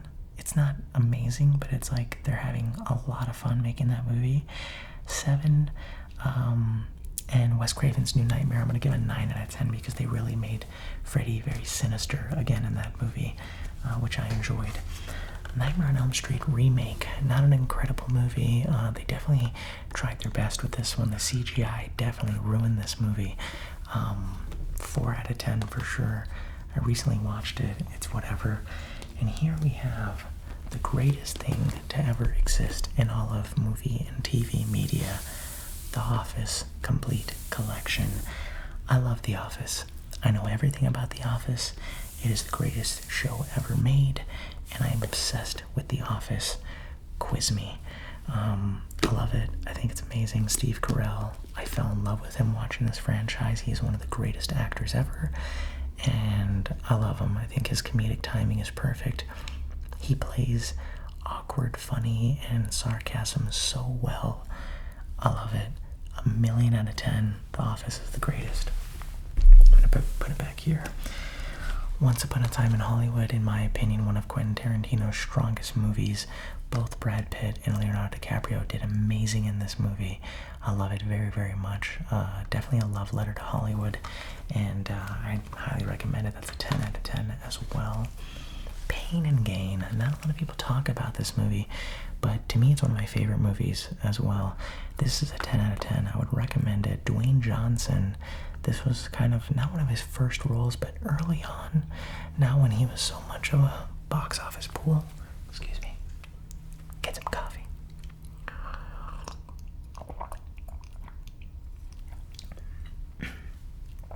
Okay. Excuse me. Talking like this after a while really puts a strain on your voice.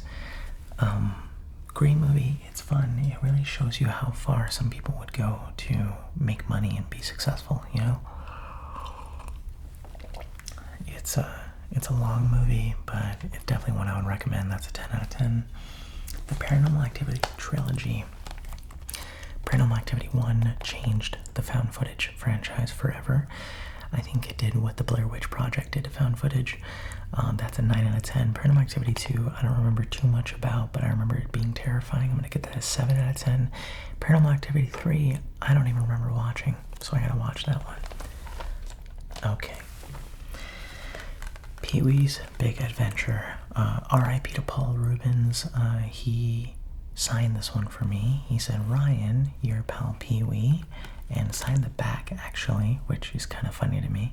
But this movie is so awesome. It's wacky, it's fun, I'd highly recommend it. Definitely something that you need to see to really appreciate, because it has a lot of practical effects, it has a lot of love put behind it, and I feel like it deserves a watch. That's a 9 out of 10 for me. This is Pet Sematary, the original. Very good movie. Definitely a unique idea for sure. Highly recommend it if you haven't seen it. Pet Sematary is awesome. That's an 8 out of 10 for me. I love the old man in that. Now, let's grab the next pile. Ta-da! We got another pile. Alright. Pineapple Express, the Steelbook. An incredible comedy with both Seth Rogen and James Franco. They both do a great job in this one. If you guys are into a little bit of the... then this is your comedy. It's definitely a stoner comedy for sure. I'd recommend it. It's fun. You know, it's one of those turn off your brain kind of movies. But it is fun. I'm destroying that coffee. Okay, next up we have Predator triple feature. This has Predator, Predator 2, and Predators. Now, I've only seen the original Predator, which I very much love. I haven't seen the other two movies. Again, another one of those things where I wish I didn't buy the collection. I would much rather have just bought them separately. Again, I might be doing a crazy giveaway where I just either sell these bad boys or I just give them away. The first Predator is a 9 out of 10. Very fun action movie. And of course, we have Psycho. Psycho is a really fun horror movie. Some people say that it created the slasher genre, but no. The first ever slasher film is called Peeping Tom. That's a great movie. I really like it too. And that one's considered the first ever slasher. Psycho, although, is the most iconic. This is a 10 out of 10. Norman Bates is incredible, and I love it. It's great. Okay. Messing up my throat, guys. I'm gonna drink some tea after this one. One of the best comedies ever made that gets overlooked all the time. If you guys don't know who The Lonely Island is, The Lonely Island was a internet group of these three people right here. You guys definitely know who Andy Samberg is, but you might not know the people on the side. They made a lot of comedy skits, they made a lot of comedy songs, and basically, Pop Star Never Stop, Never Stopping is a satire documentary on like an artist's life, like a musician's life, and with the title Never Stop, Never Stopping, they made this around the time where Justin Bieber had his Never Say Never documentary. This movie not only has some of the best jokes ever, it has some of the best songs ever. The songs in this are wild. And the ending is just such a good feeling. You guys should definitely watch this. It is a 11 out of 10 for me. I keep forgetting how much I love this movie, but you guys gotta check it out. It's awesome. And here, I know you guys probably want my opinions on these. This is my Purge Steelbook collection. Now, in my opinion, there are only 4 Purge movies. The Forever Purge does not exist because that movie shouldn't have been made. It's terrible. Not the first Purge, but the first movie in the first Purge. I know that this one's called the first Purge. It's confusing when they call it that. Purge 1, I'll just say that, definitely changed horror for all of us. It was an idea that a lot of people were just so obsessed with the idea of having one night a year where we can just let loose. But the first movie in the franchise is really, really cool. They put a little star there to indicate it's the first one, and in the back you have the iconic weapon of that movie, or at least a weapon. The first one isn't amazing, but it holds a special place because I rewatched this movie like 20 million times because of how much I like The Purge, so I would probably say that's like a 8 out of 10 for me. Now, in my opinion, the best Purge movie in the franchise is The Purge Anarchy. They definitely capitalized on this movie because I know a lot of people were complaining that there wasn't really much purging going on. That in the first movie, they had this idea of, oh my god, we're gonna see mayhem and chaos in the streets and all that stuff. We didn't really get that with the first movie, so they gave it to us in this one. We got to see the streets filled with crazy people killing everybody and, purging. It has one of the strongest commencement scenes when the purge gets started. And in the back, you got the doorbuster right there, which is a weapon used in one of the scenes, and the 2 stars down there. Fun fact, this actor's name that played, I think they call him the Ghoul, his name's Emmanuel Howell, and I actually met him at a convention. He's a very nice guy, and he follows me on Instagram and everything. He's a really cool dude, and I love this movie. This one definitely is my favorite. That one's a 10 out of 10. Election Year is another amazing movie. This one is probably my second favorite of the franchise. It gets a 9 out of 10 for sure. The designs in this movie, they really went hard on. You guys already know this light up mask. They sell so many knockoff ones all over the place. I made my own where I had to drill holes in my mask and everything. I say this all the time, but every time I say that I made that mask, so many people are like, nah man, we know you just bought that. They sell those online. I know they sell them online. I made mine before they sold them online. Homemade, okay? Painted it and everything. I weaved through the wires and everything. Fight me. But yeah, anyways, Election Year is a great movie. I think it's fun. Like I said, there's the AK in the back, Uncle Sam, Lady Liberty. All of the costumes were fantastic in this one. That's a 9 out of 10 for me, and the ending is great as well. The first Purge, the 4th movie in the franchise, is a little weaker, in my opinion, to be honest. They didn't do amazing in it. It's definitely probably, I'd say it's my 4th favorite. I mean, it's really intense. It shows a lot of crazy purging and everything like that, but it's not as good as the first one, in my opinion. It's a unique idea, but I know the Purge is political. I know Election Year, it's literally called Election Year. It's so political, but a million times I keep saying they kind of did it in the second movie. We need a Purge movie where it's just about the Purge, where we just find a group of people. You can tell it from the perspective of people who are trying to survive the night, kind of like how they did in Anarchy, but people who also support the night. I feel like Blumhouse hasn't really cashed in on that opportunity, and my logic behind that, I know you guys are like, Ryan, you're psycho. My logic behind that is when people for Halloween dress up for the Purge, obviously they're dressing up as people that are killing. They're dressing up as, the ones that are supporting the Purge and really like the idea.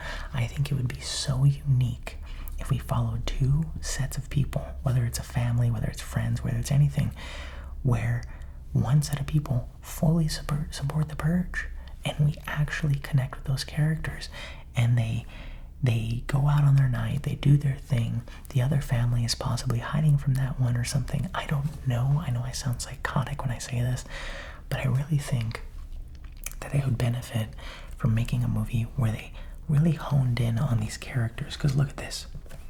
Who's on the cover of this one? A Purger, right? One of the most iconic masks in the entire franchise, and this guy shows up for literally 2 seconds in the movie. Who's on that cover? Lady Liberty. She shows up for less than a minute, I believe. Right there, the Ghoul shows up probably the most out of most of the killers on the covers here. And then right here, you have the Smiling Man. Everybody likes and wants to connect with the killers more than anything.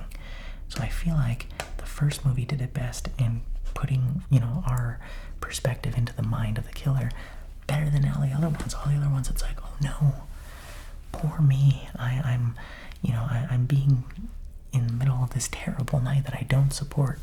Obviously, in real life, no one would support that, but we need fiction. We need a fantasy world where we follow someone from their perspective. You probably think I'm a psycho now, but anyways, the last movie gets like a 7 out of 10. It's alright.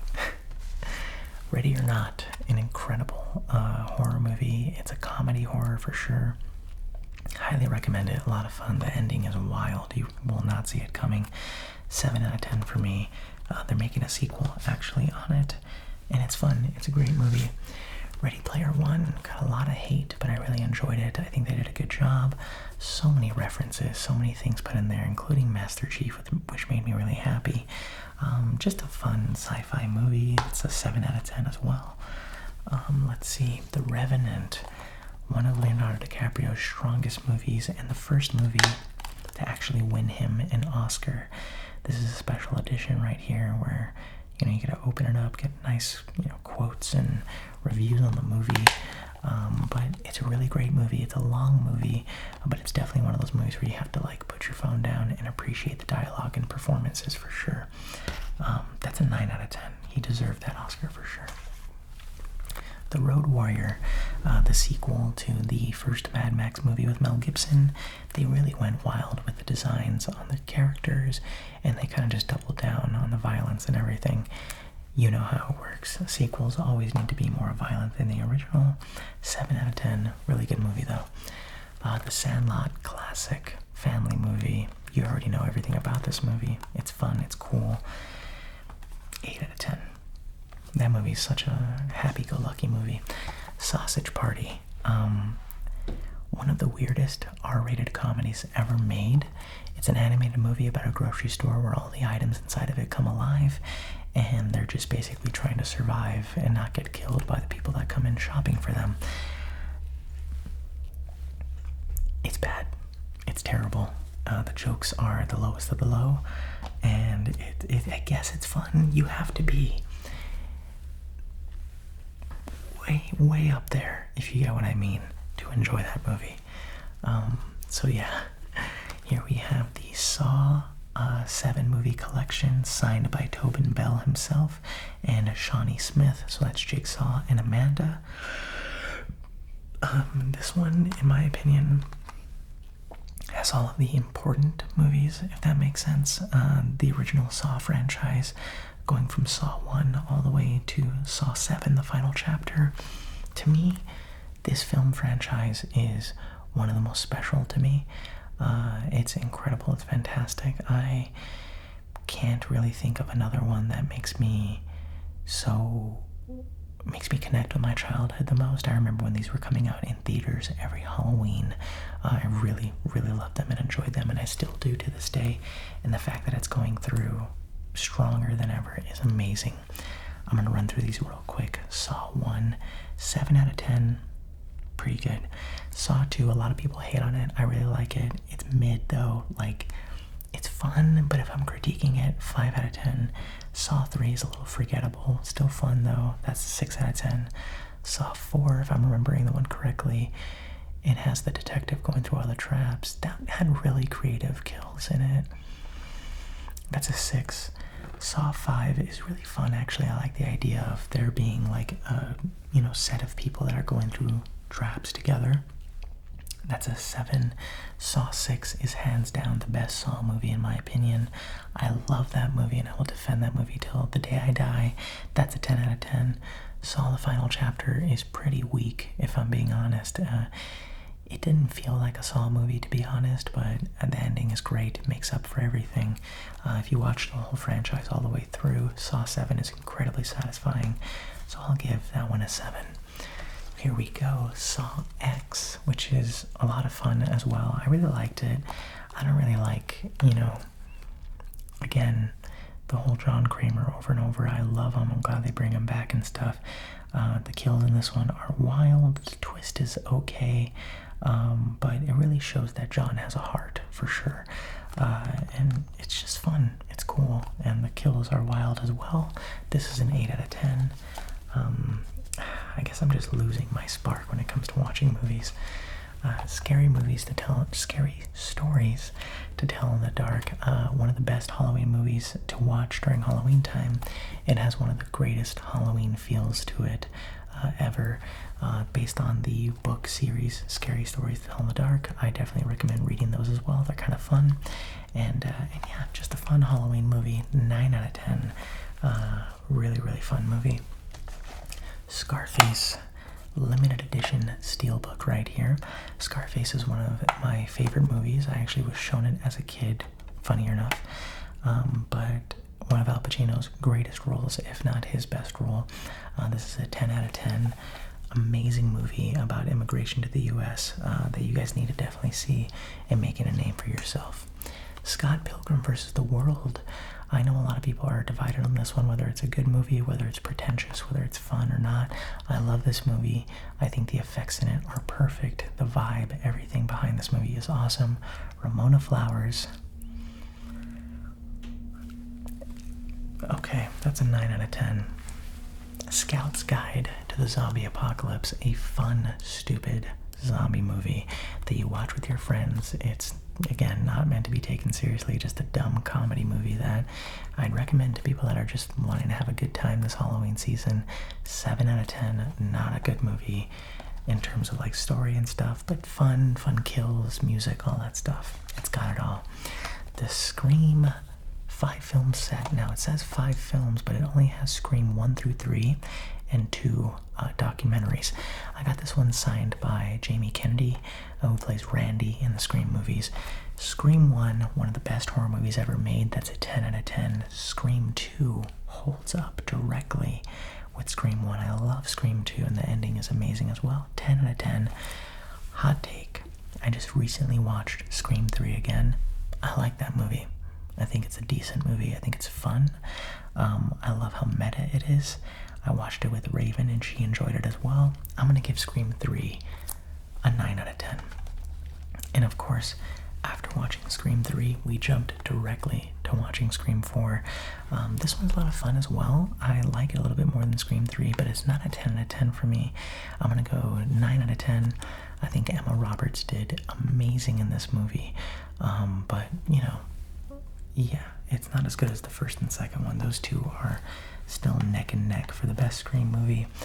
Scream 5. The most recent Scream movies I really want to like, but I'll be honest, it's been really hard for me too. I don't know why. I think the kills are cool. I think everything's awesome, but I think everything's just new age, like way too new age for me. I really enjoyed it. Scream 6 I enjoyed too. I hated the twist in Scream 6, but I don't have it in my collection. I like this one. I don't know why I'm like blanking on wanting to give it a higher rating. I'm gonna go 8. 8 out of 10 is a good one because I enjoyed it more than I didn't. This, my brother bought me this as a joke, and I still haven't watched it, but I haven't been able to get it out of my collection. But I have Sherlock Gnomes. I love him so much for buying me this as a joke. He is definitely someone that knows me, knows my comedy, and knows how to make me smile. So I love you, Chris. I know you're probably not watching this, but I do love my brother. I haven't seen it, but thank you. I'm blessed to have this in my collection. The Shape of Water, an incredible monster romance movie that really isn't what you expect it to be. Some of the greatest special effects you'll ever see. It's a fantastic movie. It's really one of those movies where it's almost like a modern day Creature from the Black Lagoon, really. And I'd highly recommend it. It's made by Guillermo del Toro, who is an absolute mastermind when it comes to more fantasy horror. I really love it. Here we go with The Shining Steelbook Edition. This is the UK version of it. I had to order it on a specific site in order to get this one. The Shining is one of my favorite horror movies of all time. I gotta go 10 out of 10 on The Shining. I know some people say it's overrated, but it's one of my favorite horror movies of all time. Silence of the Lambs, one of the first ever, if not the first ever horror movie to win an Oscar. It's well deserved. very crazy, insane movie. Highly recommend it. 9 out of 10 for that one. Sinister, which was the first horror movie or recent horror movie for when it came out, that actually scared the crap out of a lot of people. I like to call this jump scares the movie. It is wild, a lot of jump scares, a lot of loud noises, very scary. 9 out of 10. The Simpsons movie. The Simpsons movie is hilarious. I think it's awesome. It's one of my guilty pleasure movies I used to put on all the time as a kid and just watched it in the background whenever I was just hanging out. That's a 9 out of 10. That one holds a special place in my heart. Southpaw, another Jake Gyllenhaal movie that he did incredible in. I cried watching this movie because there's some insanely sad parts. Very satisfying story and everything. I would highly recommend it. That's a 9 out of 10 movie for me. Not a lot of people liked it, but I love that movie. I think it's great. Spaceballs, classic comedy. If you're watching a movie collection video, you've probably seen this. You probably know who Mel Brooks is and why he's one of the greatest comedy writers of all time. 10 out of 10 for Spaceballs. Incredible movie. Space Jam. Space Jam is not a good movie, but it is a classic for sure. I think it's way better than the remake with LeBron. It's fun, it's a fun, dumb Looney Tunes movie. Have a good time with it. 7 out of 10. Here I have the Spider-Man trilogy, the Sam Raimi trilogy. Spider-Man 1 obviously introduced us to what a superhero movie could really be. This is a 9 out of 10 for me. Spider-Man 2 is one of the greatest superhero movies ever made. 10 out of 10. Spider-Man 3 gets a lot of hate, but fight me, I enjoyed it. 8 out of 10.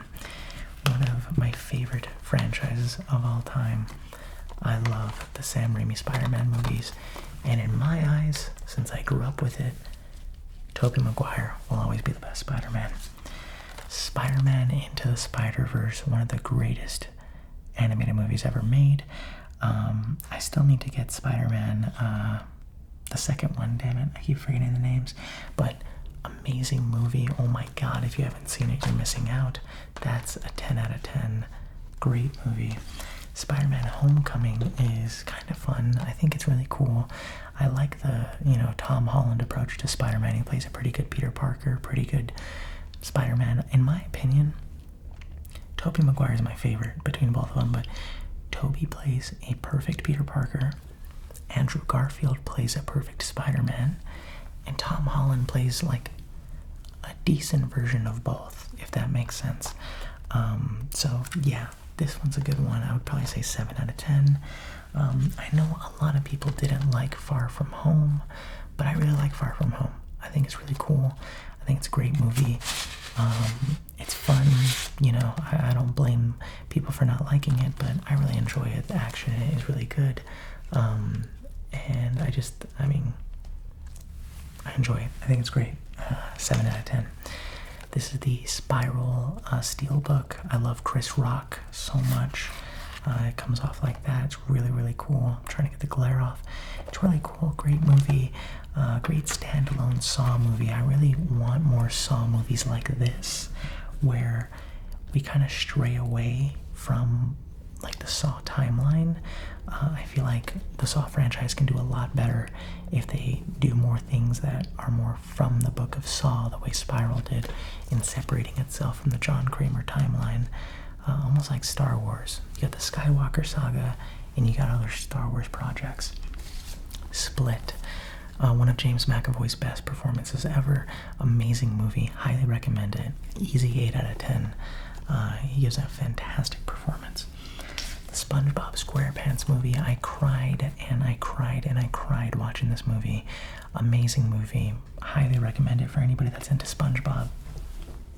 Okay, I knew it. This thing's like tilting. I think if you like SpongeBob, you'll love the SpongeBob movie. 10 out of 10 for me. I watched this every day as a kid, and I regret nothing. Spy. I'm not a big fan of a lot of Melissa McCarthy comedies.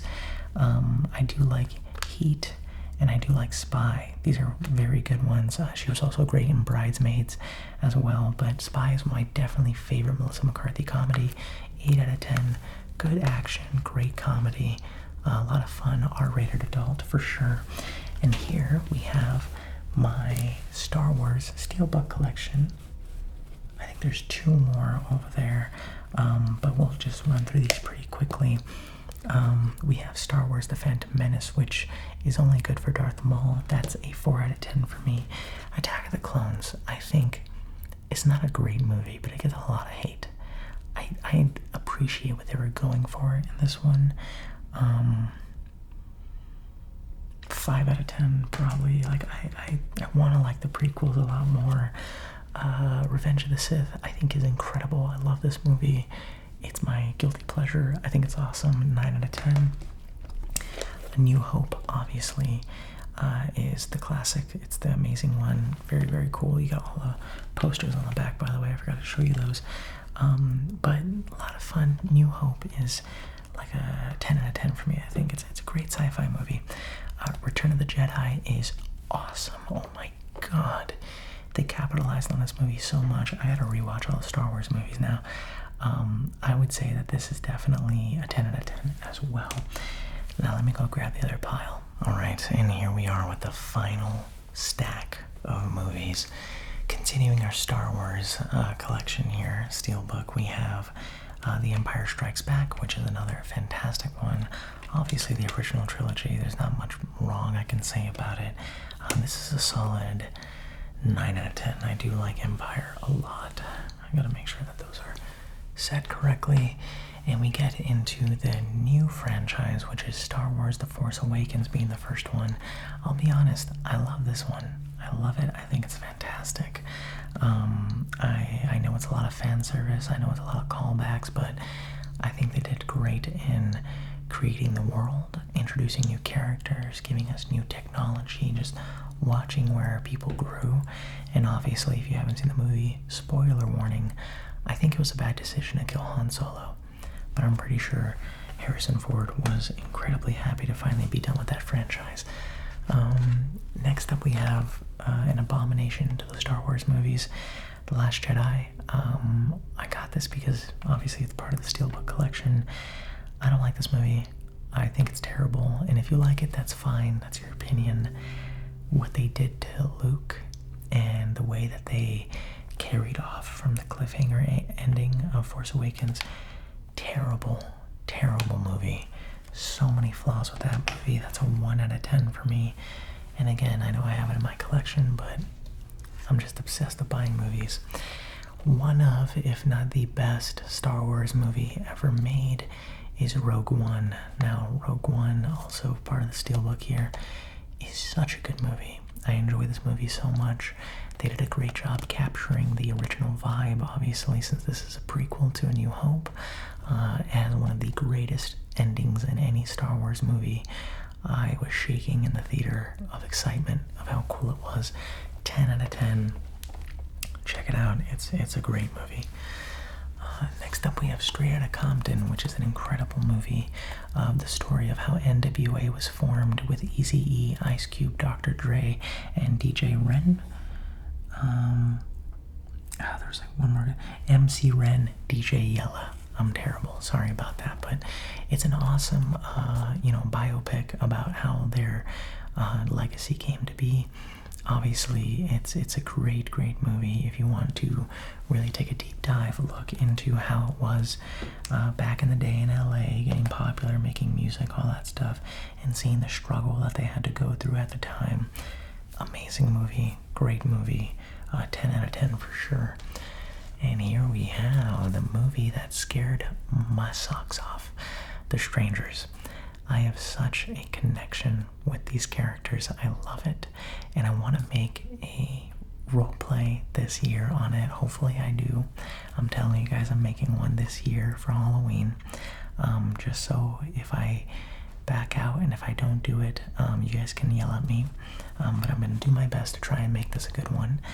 This is the collector's edition. I really like it. It's from Shout Factory. Amazing horror movie. It will scare you senseless and not make you want to. It'll make you want to lock all your doors. 10 out of 10. Not a lot of people liked their sequel, Pray at Night. I love this one. I think they did a great job in giving us a different vibe with the strangers. It's very 80s for sure. It's very much seeing them really do actions. We get to see Dollface moving around a lot. We get to see her face. You know, we get to see the man who actually plays Man in the Mask. His name's Damien Maffei. He follows me on Instagram, and he's awesome. I think he's great. And he did a fantastic job bringing that character to life. Also, we got Pinup Girl there too. Dollface did great. It's a fun movie. I also give this one a 10 out of 10. I really enjoy them. Like I said, it's just a soft spot for the strangers. And here we have the special edition of one of the most hated movies of all time, Suicide Squad. Now, this movie is not perfect at all, but I also think it's overhated. As you can tell, I have very different opinions than most people out there. We got Captain Boomerang, you know, we have Katana, we got a lot of different characters here in the collector's edition where you just look at like different art and everything, but it's a lot of fun. It's like a whatever movie. It's not perfect, but obviously a lot of film bros and comic fans out there are going to be like, what the hell is this? This is not, you know, done correctly. Jared Leto's Joker is a joke, for sure. A lot of people don't like that. I didn't really like it either, to be honest, but apparently there's a cut out there that has like 40 minutes of Joker content. They said all of the Joker scenes that were cut, you can almost make a movie out of. So apparently that cut's out there somewhere. Maybe someday we'll be able to see his vision for Joker, but from what made it into the movie, I don't know. Alright, Superbad, the Steelbook. Superbad is one of like the most best R-rated classic comedies. If you guys haven't seen it, it's very adult. It is a lot of cussing, a lot of sex, a lot of alcohol, drugs, all the stuff. But it is an amazing movie if you're of age. One of my favorite movies of all time, my favorite comedy movies. That's a 10 out of 10. I had to get the Steelbook. Sweeney Todd. I'm not really into musicals, but this one definitely I fell in love with. Johnny Depp is incredible in this movie, and I think his wife, I feel terrible. What's her name? Helen Bonham Carter. I knew it was a long name. I didn't want to butcher it, so I wanted to read it. She did fantastic in this movie as well. The kills are gory and insane, and obviously the music in it is fantastic as well. If you're into horror, if you're into musicals, this one sits at the top for sure. 8 out of 10 for me. Ted is a really funny comedy movie. I'm pretty sure you guys have heard of it. Seth MacFarlane made this movie, and I think he did a really great job with it. It's fun, it's cool, and Mark Wahlberg is Mark Wahlberg. He's awesome. Very, very fun adult comedy. That's a 9 out of 10. I always enjoy that one. And here we have Terminator 2 Judgment Day, which is one of the greatest action movies ever made, if not the greatest action movie ever made, in my opinion. I grew up watching this movie so much. I love this movie. I think it's great. I got it signed by Edward Furlong, who plays John Connor in this movie, and by the T-1000, Robert Patrick. Both amazing people to meet. I really enjoyed it. My dream is to get Arnold right here, which would be amazing, but I don't think I'll ever meet him. I'd really love to. On the back there, you have Arnold himself as the Terminator, and then you have the endoskeleton of the Terminator there. Watch this movie, guys. It's a long one, but it is worth it. It is one of the greatest action movies of all time. The original Texas Chainsaw Massacre 40th Anniversary Edition. I can't believe I got this 10 years ago. If you guys don't know, this year is the 50th anniversary from the original. I like this one because it slides out like the meat locker that he has. So you can flip it to where it's the door. I'm trying to get the glare out. And you slide it out and it's like his little meat locker area, or you can have it the way I had it where it just shows Leatherface there, which I really like. I think that's a good bit of design, I guess. But this opens up. You got some good artwork of the original movie. I actually ended up meeting the entire original cast except for Sally. She unfortunately passed away before I could meet her. And then here we just have a really nice looking setup of displaying the discs. Like I said, I really miss when they had these flap out, things. I like the books and all that stuff, but these flap out things are just so interesting. You got artwork on every single panel, and you can't see, but behind all the discs is the iconic shot of the house that the Hewitts are in. Not the Hewitts, the Sawyers. I'm an idiot. Hewitt is from the remake. But fantastic movie. The original is undefeated for sure. 10 out of 10 for the original. I love it. Then we have the Texas Chainsaw Massacre 2, which took a massive leap in the opposite direction of what the original was. The original was gritty, scary, dirty, all that stuff. This movie is an insane, almost horror comedy. I feel like they knew they weren't going to be able to live up to the original. Excuse me. But they just said, hey, let's make a sequel and let's give them something that we know they won't expect. So it's more of a horror comedy. It is fun, it's very much like 80s horror. It's 80s, right? It feels so stupid. I'm so bad with years. 1986, yeah, this is definitely in the middle of the 80s slasher craze. And they just made it, it's great sets, great practical effects for sure, but very weird. Definitely weird vibe to this movie. I give it a 7 out of 10 just because I enjoy it. It's Leatherface. Up there with the Evil Dead 2013 remake is this remake, one of the best horror remakes of all time. Michael Bay's, yes, and I said Michael Bay's Texas Chainsaw Massacre 2003 remake. First of all, one of the greatest intros to any horror movie. I love the way they prop this up. I love the voices. I love the way they make this movie feel so real, like it's based on a true story. And of course, Jessica Biel is undefeated in this movie as well. Just fantastic, guys. If you haven't seen the 2003 remake, it is one of the best. Oh my god, I forgot his name. He plays the sheriff. R. Lee Ermey is his name. He passed away, unfortunately. May he rest in peace. But he plays the sheriff in this movie, and he's almost more evil than Leatherface in this movie. He is absolutely terrifying. Highly recommend it. 10 out of 10. After that, Michael Bay decided to make Texas Chainsaw The Beginning, which is also an insane movie. It's actually a prequel to this one, because the ending of that one is wild. I'm not going to spoil it. You got to watch it. Where R. Lee Ermey as the sheriff actually shines a lot more. He gives in a performance that is just absolutely wild. But again, a great movie. This one's not as good as the remake. I'm going to give this one a 7 out of 10. But, wild kills. If you're into Leatherface, I feel like they really captured the vibe for sure. In here we have Texas Chainsaw 3D. Not a good movie. Not a very good movie at all. I remember when I was younger, I was in love with Alexandra Daddario, which is the main actress in this movie. It has so many flaws. This movie makes zero sense, if I'm being honest. The timelines are all messed up.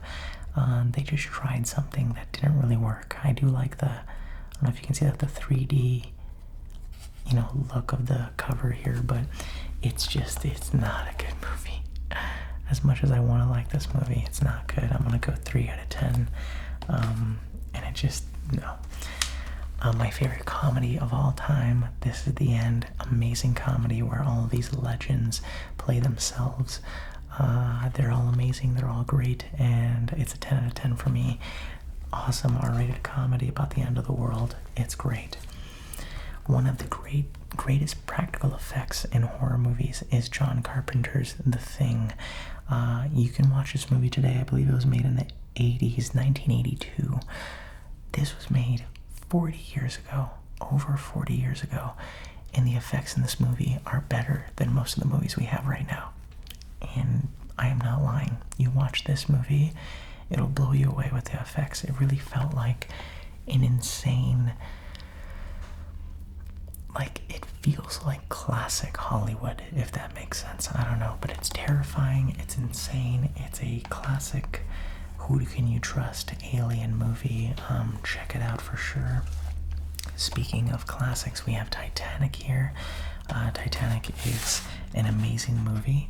I got it signed by Billy Zane, who plays Rose's husband. I forgot his name. I'm blanking on it. I haven't seen Titanic in forever. But I got it signed by Billy Zane. He plays the villain in this movie. Probably one of the most iconic movies ever made, Titanic. Leonardo DiCaprio. Incredible performance. I love this movie. 10 out of 10. It'll definitely make you shed a tear. I'll tell you that. And here we have the Toy Story trilogy. Toy Story 4 does not exist in my timeline. I really think they shouldn't have made a Toy Story 4, and they're making a Toy Story 5, so there you go. They're just going to keep squeezing out this cash cow. Toy Story 1 is a classic, obviously, revolutionary for its time. I believe it was the first ever, like, fully 3D animated film or something. I know there's, like, a weird record that Pixar did or something with the first Toy Story. That's a 10 out of 10. Toy Story 2, in my opinion, is way better. It's an 11 out of 10. It's my favorite of the franchise. And of course, Toy Story 3 is great as well. But at the end of the day, like I said, Toy Story 2 is the best. So Toy Story 3 gets a 9 out of 10. The ending destroyed me emotionally. Tropic Thunder, an incredible comedy movie that Ben Stiller made with Jay Baruchel, Robert Downey Jr., Jack Black, and Brandon T. Jackson. I feel terrible. I don't know much about him. But great movie. Awesome. Love it. Very, very raunchy comedy for sure. It's not for this day and age for sure. There's some dated jokes in there, but it's funny. It's cool if you can separate, that they're just trying to be entertaining and they're making a joke on certain things, then you can enjoy that movie for sure. That's a 9 out of 10 for me. I do like it. Jordan Peele's The Twilight Zone. This is season 1. I don't think he ever made a season 2. I think he did make a season 2, but I didn't really watch it. I don't know. But this is a good season. I love The Twilight Zone, the original franchise, and I thought Jordan Peele's take on it was okay. I really enjoyed some of these episodes, but I think in season 2, the reason why I stopped watching is it wasn't as strong as the first one, I think. But I like it. I think it's decent. As a season as a whole, I'd probably give it a 6 out of 10. But the first episode, The Comedian, that one's a 10 out of 10 for me. That's one I'll never forget. Thor Ragnarok, the only Thor movie I own, because it's the only good Thor movie, in my opinion. I don't like Dark World, and Love and Thunder is actual garbage. I thought this was a good balance of Thor being funny and, being cool, if that makes sense, being, like, scary, not scary, but, like, tough, I guess. They butchered him in Love and Thunder. And, yeah, just a great movie. I really enjoy it. I think it's cool. And I highly recommend it. This is like a 9 out of 10 movie for sure. Here we have, sorry about that. Here we have my classic Universal Monsters collection that has the classic 8 horror movie films. Here we have Dracula, Creature from the Black Lagoon, Bride of Frankenstein, The Mummy, Frankenstein, The Wolfman, and my 2 favorites, The Invisible Man and Phantom of the Opera. Now, it shows you back there everything that it comes with. Let me take a glance there before I take it out. Amazing movies, guys. I know a lot of people sound pretentious when they say they really like the original monster movies, but it really is like true art, in my opinion, when talking about movie making. Oh, the rubber band broke. Oh, jeez. Oh, it's like sticking to this. I haven't opened this in a while. Oh, man, I'm so mad. They came with more postcards, but I think I used them to cover my binder in school. Oh my god, I remember that. Damn, and then I got rid of it, I think. Damn it. I missed these, but I still have Bride of Frankenstein and The Mummy, so that's cool. But here you have the original House of Horror booklet that basically just goes through and talks about the legacy of, Bela Lugosi, the man who brought Dracula to life, Boris Karloff, who brought Frankenstein to life, Jack Pierce, the man who played the Mummy. Just so many incredible things to learn about in the franchise. That's great. I think this is yes, this is the Invisible Man's page. I love the Invisible Man. I think it's fantastic. And I'm definitely going to try and make myself an Invisible Man video this year as well. But really awesome information there. And as you see, it's another one of those fold out little tri-fold things. I think this one's a quad fold, but you get artwork on each side. You open it up, you got, Dracula, Invisible Man. Try to make sure you can see it. And then bam, you open it up. And wow. Again, one of the most beautiful collections that I have. I love it so much. You got all the movies right there, all 8 of them. Classics, guys. Absolutely amazing. Phantom of the Opera definitely made me tear up, dude. That movie is incredible. And just all around fun, The classic monsters, a lot of people say, are overrated, especially because of how old they are. A lot of new age kids can't really watch them because, again, they're old movies. I understand. I'm not trying to sound super cranky old man here. I really wish that people appreciated black and white movies. I had a friend that recently actually told me that he didn't want to watch any of these movies because they were in black and white. That's it. Just purely because the movie was in black and white, he didn't want to watch the movie. And I was like, wow, okay, that's fine. I mean, to each their own, but they're great movies. Definitely give them a shot. Ranking them, I'm going to go Frankenstein as a 9 out of 10 for me. Dracula, as iconic as he is, I didn't enjoy his movie that much, so I'm going to actually go 7 out of 10 for me. Creature from the Black Lagoon, I'm going to do a 9 out of 10. I really like that movie. Bride, 8 out of 10 for sure. Mummy is like a 6 for me. I didn't really enjoy that one as much. Phantom of the Opera, 10 out of 10. Wolfman, 9 out of 10. And Invisible Man, 10 out of 10. Again, it's all preference, guys. They're all great movies, but that's just my favorite in that order. Under the Skin, I bought this because of a review that I saw saying that it's this really messed up movie that'll make you scared. It's okay. It's not super scary, but, it's weird. It's definitely one of those weird artsy movies. I'm going to give it a 6 out of 10. I didn't enjoy it that much, but there was one scene where I was like, oh my god. Upgrade is a lot of fun. I really enjoy Upgrade. One of the best action sci-fi movies I think I've ever seen. This is a 10 out of 10. If you haven't seen it, it's an underrated gem. Please watch this movie. It's fantastic. It honestly shocked me how good that movie was. Us, Jordan Peele's Us, a great movie as well. Highly recommend checking it out. Fantastic, just one of Jordan Peele's best films. I know a lot of people say this is his weakest movie, but I really like it. I think it's awesome. I think the ending, I can't even say anything because if you haven't seen it, I can't spoil that for you. Watch this movie. Amazing ending for sure. 9 out of 10 for me. Vacation, if you guys don't know, I love the Christmas Vacation movies. I have I love the National Lampoon Vacation movies. I have Christmas Vacation. You guys saw that earlier in the video. This is the remake with Ed Helms. It in no way is a good movie, but it is 100% a guilty pleasure of mine. And I like Ed Helms. I think he's cool. I wish he was given better roles because I think he would be a good leading man, but I don't know. Here we have The Visit. M. Night Shyamalan's The Visit is also not a perfect movie, but I got it just because of how impactful it was. I think when it first came out, a lot of people were saying, oh my god, it's one of his best movies. There's people saying, oh my god, it's one of his worst movies.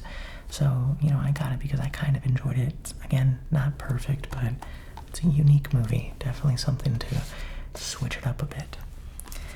Ryan Reynolds in The Voices. Now, this movie is super underrated. Not a lot of people have seen this movie. And it's one of those movies where Ryan Reynolds really gives a good performance. I believe... no, it's not Anna Kendrick. Who is it? Oh, it is Anna Kendrick.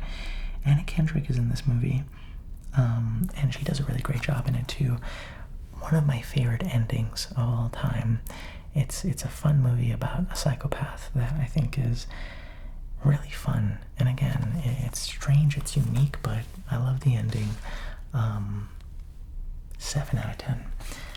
Warm Bodies, a romantic zombie movie. Pretty much it. Decent movie, 8 out of 10. I love Nicholas Hoult. I think he does a great job. WALL-E, one of the saddest Disney movies out there, and also one of the best, one of my favorites. This is a 10 out of 10. It's like right there with The Incredibles, so close to each other. I love this movie. Okay, The Wrestler. Very adult drama about the effects of wrestling and being a wrestler. I love wrestling. I'm definitely into, I've been into wrestling since 2004. So this year's actually been 20 years. Oh my god. I'm old. 20 years since my first ever wrestling pay-per-view. It was Backlash of 2004, WWE. And like, this movie is really powerful in showing you the effects of wrestling and how some underground wrestlers and more indie wrestlers, what they have to go through and the things and struggles that they go through. It's a wild movie, and I'd recommend it for people that are interested in the topic of wrestling for sure. Here we have the triple feature of the Simon Pegg and Nick Frost movies. We have Shaun of the Dead, which is one of the greatest zombie movies in my opinion. That's a 10 out of 10. Hot Fuzz, which is another great action movie, very dry humor for sure. That's like a 7 out of 10 for me. It's good, but not my favorite. And The World's End, which I love. I think it's awesome. I know a lot of people say The World's End is the weakest of the three, but I really like this one. This one is a 9 out of 10 for me. Both actors incredible, and they do a great job in the writing and everything. Just fantastic. Another really fun comedy, a James Franco comedy, is Why Him. It's a pretty fun comedy. It's not super loved for sure, but it's another guilty pleasure of mine. Bryan Cranston and James Franco actually bounce off of each other really well in this movie. It's basically about this rich tech mogul dude trying to win over this grumpy classic guy's daughter. Very old school, very new school. That kind of banter is really fun in this one. That's an 8 out of 10. It's a really fun movie to watch. I'd recommend it. Another favorite of mine is Wreck-It Ralph. A very sad movie, beautiful movie, super colorful with a lot of video game references. As a guy that loves retro video games and that has collected a lot of retro video games, this movie was a dream when it first came out. I really enjoyed it. 10 out of 10 for sure. We're coming to the end here, guys. I recently got Lucio Fulci's Zombie. I have not seen it yet, but for those of you that may know, this movie apparently is one of the most like gruesome zombie movies, one of the best. It's Italian horror, I believe, and of course I got the special edition. It's the 4K restoration 40th anniversary. I haven't seen it, but I'd love to. I'm probably gonna check it out with Raven, and obviously, I don't know if you can see, but the cover there gets all spooky. Haven't seen it, but can't wait to. Zombieland, great movie. I really enjoyed it. I didn't see the sequel, but some people said that it wasn't nearly as good as this one. This is a 9 out of 10. I really love Zombieland. I think it's a fun balance of horror and comedy. It's a great zombie movie too. Yeah, I already gave a rating. Finally, last one in my collection is Zootopia. Now they are making a second Zootopia, which I'm excited for. I loved this movie. I thought it was great. I think the world that they made in this movie is one of Disney's best worlds. It's beautiful, it's creative, it's awesome, and it's hilarious in my opinion. I love them both, and definitely Judy and Nick are great. They're super cool. And yeah, this is like a 9 out of 10 for me as well. Very, very good movies. But I can breathe. Now,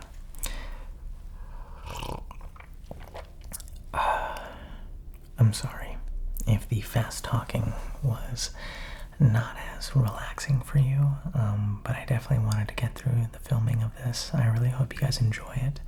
I love talking about movies. I love to collect more movies. If you guys think there are movies that you didn't see in my collection that I should watch or have a part of my collection, please comment it down below. I'd really appreciate it. But mainly, the main question is, what's your favorite movie? If you can't pick one, give me your top 3. If you can't pick 3, give me your top 5. I love talking about movies with you guys. So I love you guys. I appreciate you guys more than anything in this world. Thank you so much. I hope you guys enjoyed this little breakdown of my collection. I promise you I'm going to do one of these videos every year, and I'm going to really try my best to add to my collection. And I may not review every single movie every single time. I might try and like set apart some of my newer movies that I get and just kind of do some hauls every now and then with you guys. But yeah, wow, I'm glad we did this. Cheers, everyone. Happy October. It's finally here. I have plenty of Halloween videos planned for you guys, and I really hope you enjoy them. So, I love you so much. Thank you so much for watching. Have a good night, and please, don't forget to smile. I'll see you next time.